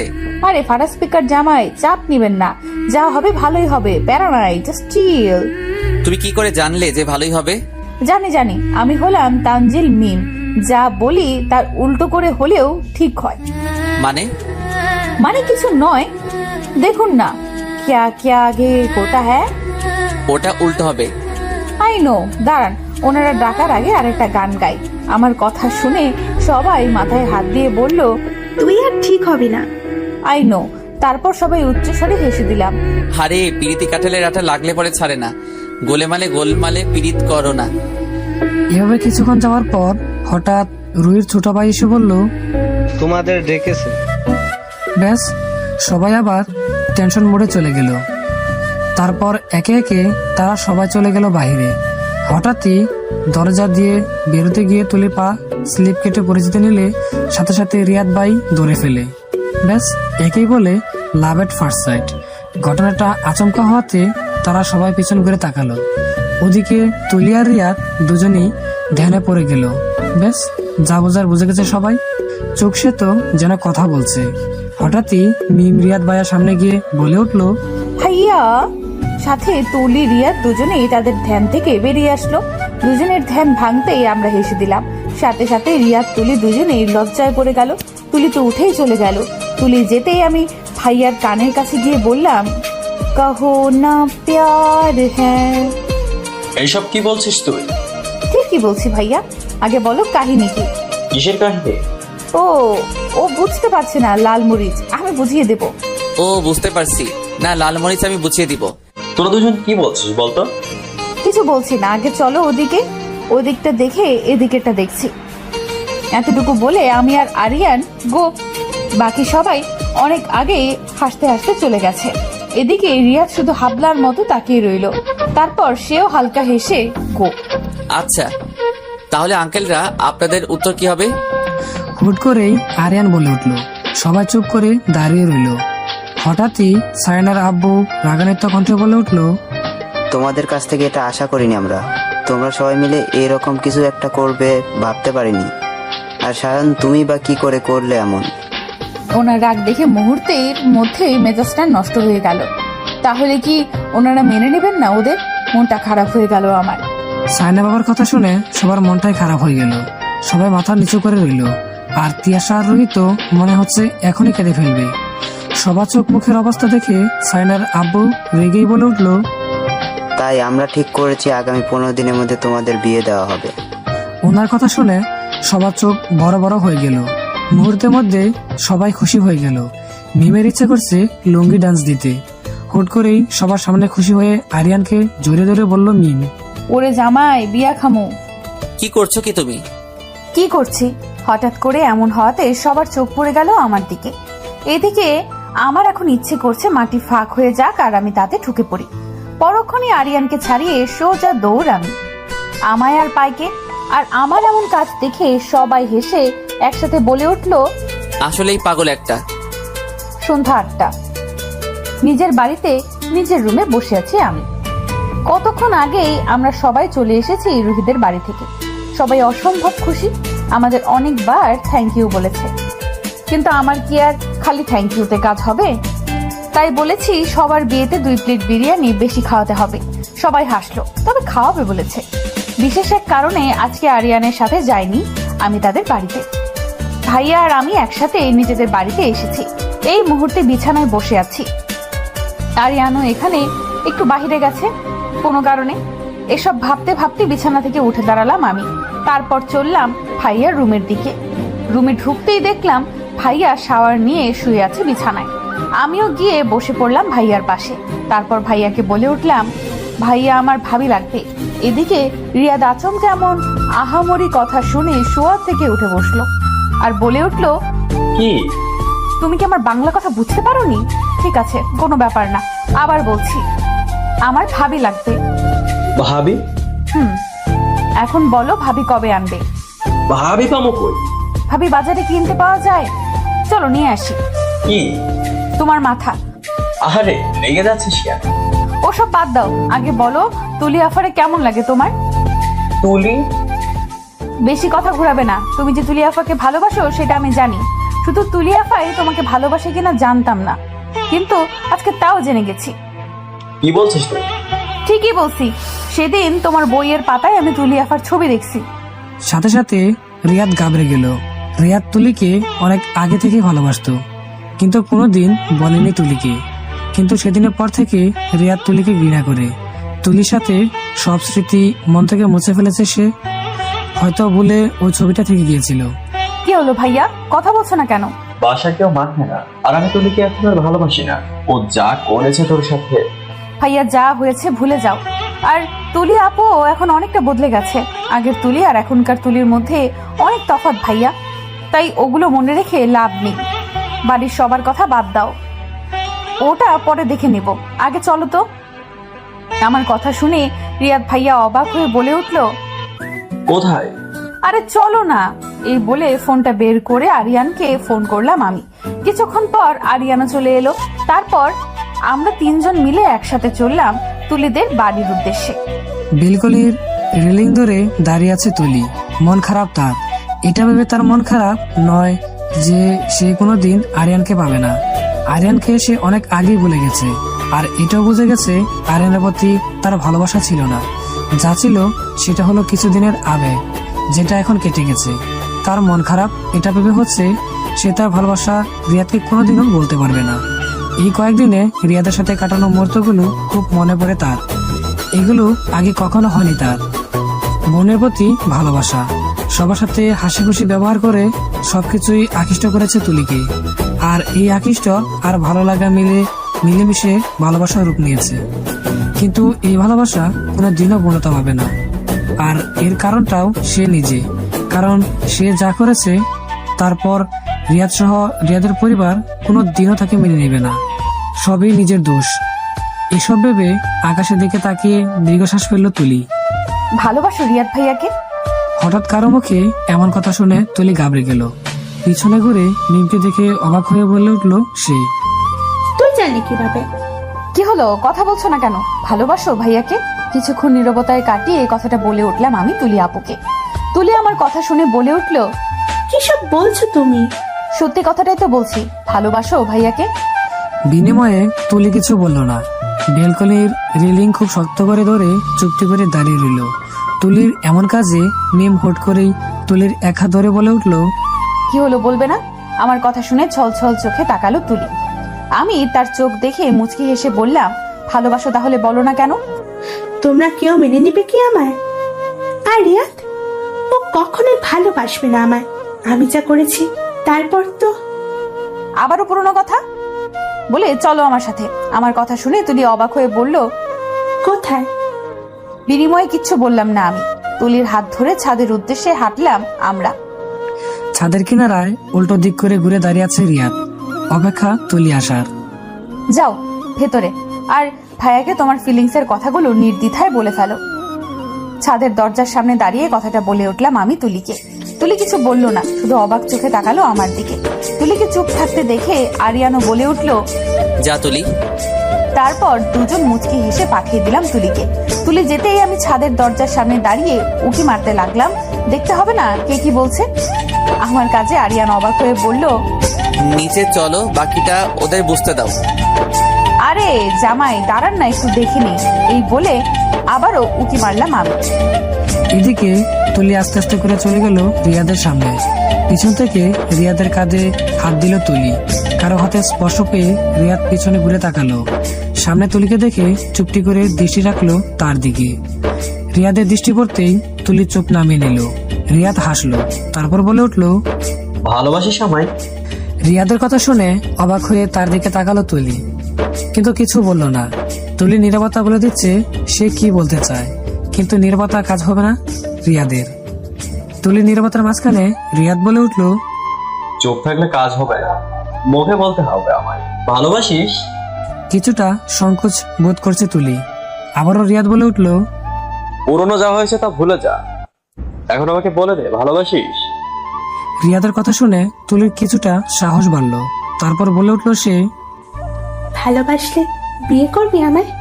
তুই আগে ভালোবাসি অব্দি আয়, তারপর না হয় বাকিটা হাত ধরে নিয়ে আসবো আমি তোর। মুহূর্তের মধ্যে তুলির চোখ মুখে হাসির উজ্জ্বলতা ফুটে উঠলো। হুট করেই তুলি রিয়াদকে জড়িয়ে ধরে বলল, ভালোবাসি খুব তোকে, খুব ভালোবাসি। ভালোবাসবি আমায়? তুলির কথা শুনে রিয়াদ মুচকি এসে শক্ত করে জড়িয়ে ধরল তুলিকে, তারপর বলে উঠল, ভালোবাসি। রিয়াদের কথায় খুশি তুলি। ব্যাস, প্রকাশিত হয়ে গেল দুটি মনের ভালোবাসা। এদিকে হুট করে তুলি আর রিয়াদকে জড়িয়ে ধরা দেখে মিম খুশি হয়ে লাফ মেরে আরিয়ানকে জড়িয়ে ধরে বলল, উড়ে জামাই কেল্লা ফতে, বিয়া খামু একসাথে 3টে। এদিকে হুট করে আরিয়ানকে কেউ জড়িয়ে ধরাতে আরিয়ান পুরো লাফ দিয়ে উঠল। পরক্ষণেই সেও খুশিতে জড়িয়ে ধরল তার লালমরিচকে। আর এটাও বুঝে গেছে তারা যে কাজে এসেছিল তাতে সফল হয়েছে।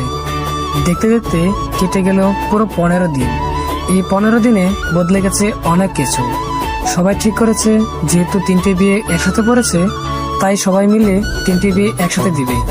আর 3টে বিয়ে উপলক্ষে একটা বড় হোটেল বুক করে নিয়েছে তুলির বাবা। আর বাকি খরচ সবাই মিলে করেছে। তুলির বাবার কোনো আপত্তি নেই তুলিকে রিয়াদ ভাইয়ার সাথে বিয়ে দিতে। প্রথমে আব্বু আম্মু কিছুটা সংকট বোধ করলেও পরে আরিয়ানের জন্য সবটা মেনে নিয়েছে তারা। মানুষ মাত্রই ভুল, তাই বলে সেই ভুলটাকে ধরে রেখে আজীবন কষ্ট দেওয়া তো কোনো মানেই হয় না।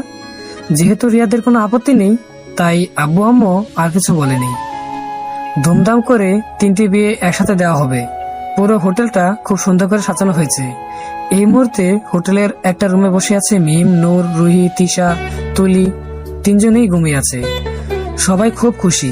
কিছুক্ষণ আগেই তাদের গায়ে হলুদের অনুষ্ঠান শেষ হয়েছে। খুব সুন্দরভাবেই হলুদের অনুষ্ঠান শেষ হয়েছে ওদের। কালকে বিয়ে, পুরো এক্সাইটেড মিম আর নূর। কালকে কে কি করবে তাই প্ল্যানিং চলছে। আরিয়ান খুব বিজি, পুরো বিয়ের কাজটা সে নিয়েছে। যেহেতু 3টে বেস্ট ফ্রেন্ডের বিয়ে একসাথে, সেহেতু সেও খুব এক্সাইটেড। উফ, ভাবতেই খুশি লাগছে। হঠাৎই নূরকে বলে উঠল মিম, আছে নাকি কেউ? আমার কথার আগা মাথা কিছু বুঝতে না পেরে নূর বলে উঠল, কি থাকবে মিষ্টি ভাবি? পপ্পেন আছে। আমার কথা শুনে মুচকি হাসলো নূর। ওর হাসি দেখে বলে উঠলাম আমি, ঠিক ধরেছি, কে বলো? তুমি যেমনটা ভাবছো তেমনটা নয় ভাবি। তাহলে কেমনটা বলো ননদিনী? আসলে ভাবি বয়ফ্রেন্ড নাই, কিন্তু একজনকে খুব ভালো লাগে। কে বলো? কোথায় থাকে? কি করে? ও তো কিছুই জানে না, একবারে দেখেছি তাকে। ওর কথা শুনে অবাক হলাম আমি। তারপর বলে উঠলাম, একবার? কোথায় দেখেছো? বলবো। অবশ্যই বলবা। আমার কথা শুনে নূর কিছুক্ষণ চুপ থেকে বলল, তুলি আপু, কাজী নীল। ওর কথা শুনে আরো অবাক আমি। তারপর বললাম, ওই যে তখন যে ছেলেটা তোমার গায়ে হলুদ লাগিয়ে দিল। ক্লাস 10-এ পরে মাথা নাড়ালো নূর। হাসলাম আমি। তারপর বলে উঠলাম, জিও ননদিনী, বয়স হোক আমি তোমাদের বিয়ের ব্যবস্থা করে দেব। হাসলো নূর। আজ বিয়ের দিন। পুরো হোটেলটাই অসম্ভব সুন্দর করে সাজানো হয়েছে। সাথে পার্লার থেকে ব্রিটিশিয়ানরা চলে এসেছে।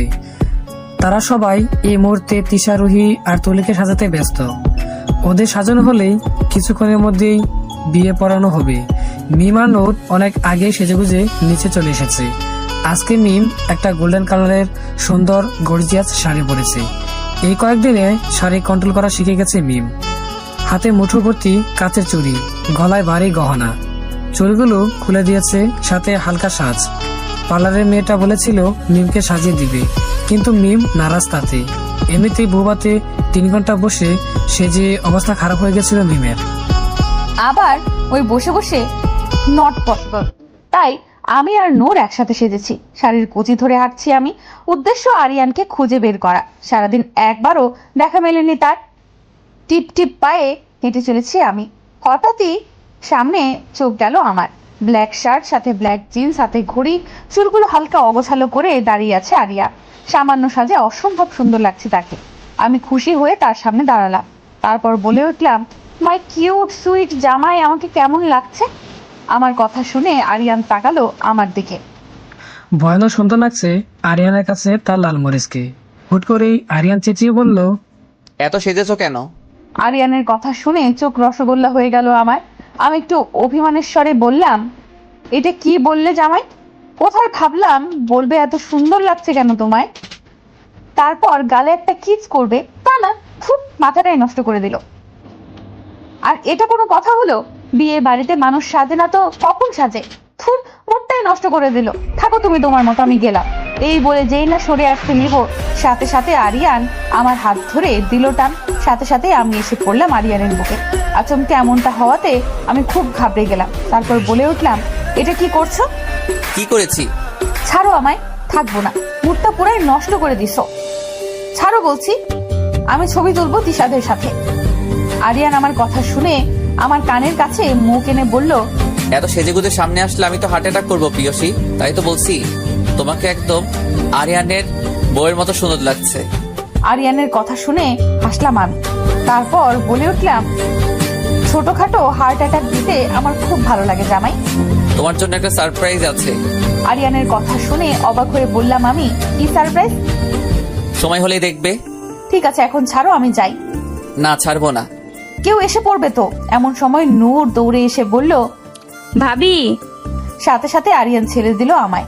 তারপর কিছু না বলেই চলে গেল সে। হাসলাম আমি। নূর মুচকি হেসে বলল, ভাবি আমি নীলের সাথে কিছু মজাদার কিছু করতে চাই। ওহ, করো না। কি করব বলো, আইডিয়া দাও। ওর কথা শুনে কিছু একটা ভেবে হেসে বললাম, কান দাও তোমার। তারপর কানে কানে একটা চমৎকার আইডিয়া দিলাম। আমার কথা শুনে হাসলো নূর। তারপর বলল, আমায় হলুদ লাগানোর মজা দেখাবো নীল। আমিও হাসলাম। তুলি, তিশা, রুহিকে অসম্ভব সুন্দর করে সাজিয়ে আনা হয়েছে নিচে। তিনজনকেই অসম্ভব সুন্দর লাগছে। তাদের বসানো হয়েছে সাদা পর্দার আড়ালে, আর তাদের উল্টো দিকে বসে আছে সায়ান, জিসান আর রিয়াদকে। তাদেরকেও অসম্ভব সুন্দর লাগছে। সারাদিনে হাজারের উপরে সেলফি তুলেছে সবাই। এই মুহূর্তে কাজী সাহেব ওদের বিয়ে পড়াতে ব্যস্ত। এদিকে নীল চুপটি করে দাঁড়িয়ে আছে। দাঁড়িয়ে দাঁড়িয়ে বিয়ে দেখতে ব্যস্ত সে। এমন সময় এক বাটি মিষ্টি নিয়ে দাঁড়ালো নূর। তারপর নীলের দিকে মিষ্টি এগিয়ে দিয়ে বলল, এগুলো আপনার জন্য। নীল নূরকে দেখে মুচকি হেসে মিষ্টি বাটিটা হাতে নিল। হাসলো নূর। তারপর বলল, আরে বেয়ান, দাঁড়িয়ে কেন? মিষ্টি খাবেন, বসেন, খান না। এই বলে পাশে থাকা চেয়ারটা এগিয়ে দিল নূরের দিকে। নীলও কিছু মনে না করে যেই না বসতে যাবে, সাথে সাথে নূর হাত দিয়ে চেয়ারটা সরিয়ে দিল। সাথে সাথে নীল পড়ে গেল নিচে। ঘটনাটা আচমকা হয়ে যাওয়ায় সবাই বিয়ে ছেড়ে ওদিকে চোখ দিল। সাথে সাথে আশেপাশে হাসির হুল্লোড় পড়ে গেল। নীল তো ভাবতেই পারেনি নূর এমন কিছু একটা করবে। আশপাশে সবাই হাসলো, সাথে আমরাও। রাতে সুষ্ঠুভাবে জিসান, তিশা, রুহি, সায়ান আর রিয়াদ, তুলির বিয়েটা খুব সুন্দরভাবে হয়ে গেছে। এখন সবাই বাসর করে ব্যস্ত। এসব ভেবে হাঁটছি আমি বেস্টুদের বাসরে বাগড়া দিতে হবে না। উদ্দেশ্য হচ্ছে সবার দরজায় একবার করে বাড়ি মেরে দৌড়ে পালাবো, এই ভেবে হাঁটছি আমি। বাসর করে বসে আছে তিশা। একরাশ ভালো লাগা ভালোবাসা মাঝখানে। এমন সময় রুমে ঢুকলো জিসান। তাকে দেখে সালাম দিল তিশা। জিসানও সালামের উত্তর দিয়ে যেই না জড়িয়ে ধরতে যাবে, এমন সময় দরজায় নক করতেই দুজনেই গাবে গেল। পরক্ষণেই দুজনে নড়ে চড়ে উঠল। তারপর দুজন একসাথে হেঁটে আসলো দরজার সামনে। কিন্তু দরজা খুলে কাউকে দেখতে না পেয়ে অবাক হলো তারা। পরে কিছু না ভেবে জিসান তিশাকে কুলে করে নিয়ে চলে গেল বিছানায়। আর সেখান থেকেই শুরু হবে তাদের নতুন জীবন। বাসর করে বসে আছে রুহি। সেও সেম অনুভূতি নিয়ে বসে আছে। সায়ান রুমে ঢুকতেই রুহি সালাম দিল সায়ানকে। সায়ানও সালামের জবাব দিয়ে রুহিকে জড়িয়ে ধরল। তারপর যেই না রুহির ঠোঁটের দিকে এগিয়ে গেল সায়ান, দুজনেই এক ঘোর লাগানো মুহূর্তে চলে গেছে। এমন সময় দরজায় নক পড়তেই দুজনেই লজ্জায় লাল হয়ে গেল। দুজনেই অবাক হয়ে বিছানা থেকে নেমে দরজার দিকে পা বাড়ালো। কিন্তু দরজার সামনে কাউকে না দেখে অবাক হলো। তারা পরক্ষণে আবার চলে গেল। তারা খুশি মনে বিছানায়, যেখান থেকে শুরু হবে তাদের নতুন জীবন। এদিকে প্রথমে তিশার রুমে, তারপর রুহির রুমে বাড়ি মেরে আমি দৌড়। আমার কাছে তারা সবাই একসাথে বাহিরে আসতো, কিন্তু কেউ কাউকে না দেখে আবার যে যার রুমে চলে গেল। আর তাদের এমন কাণ্ডে আমি আড়ালে দাঁড়িয়ে দেখে হাসতে হাসতে শেষ। হঠাৎ কারোর সাথে ধাক্কা লাগলো আমার। অবাক চোখে তাকালাম আমি আরিয়ানের দিকে। আরিয়ান আমার কাণ্ড দেখে বলে উঠলো, কি করছো তুমি? আরিয়ানের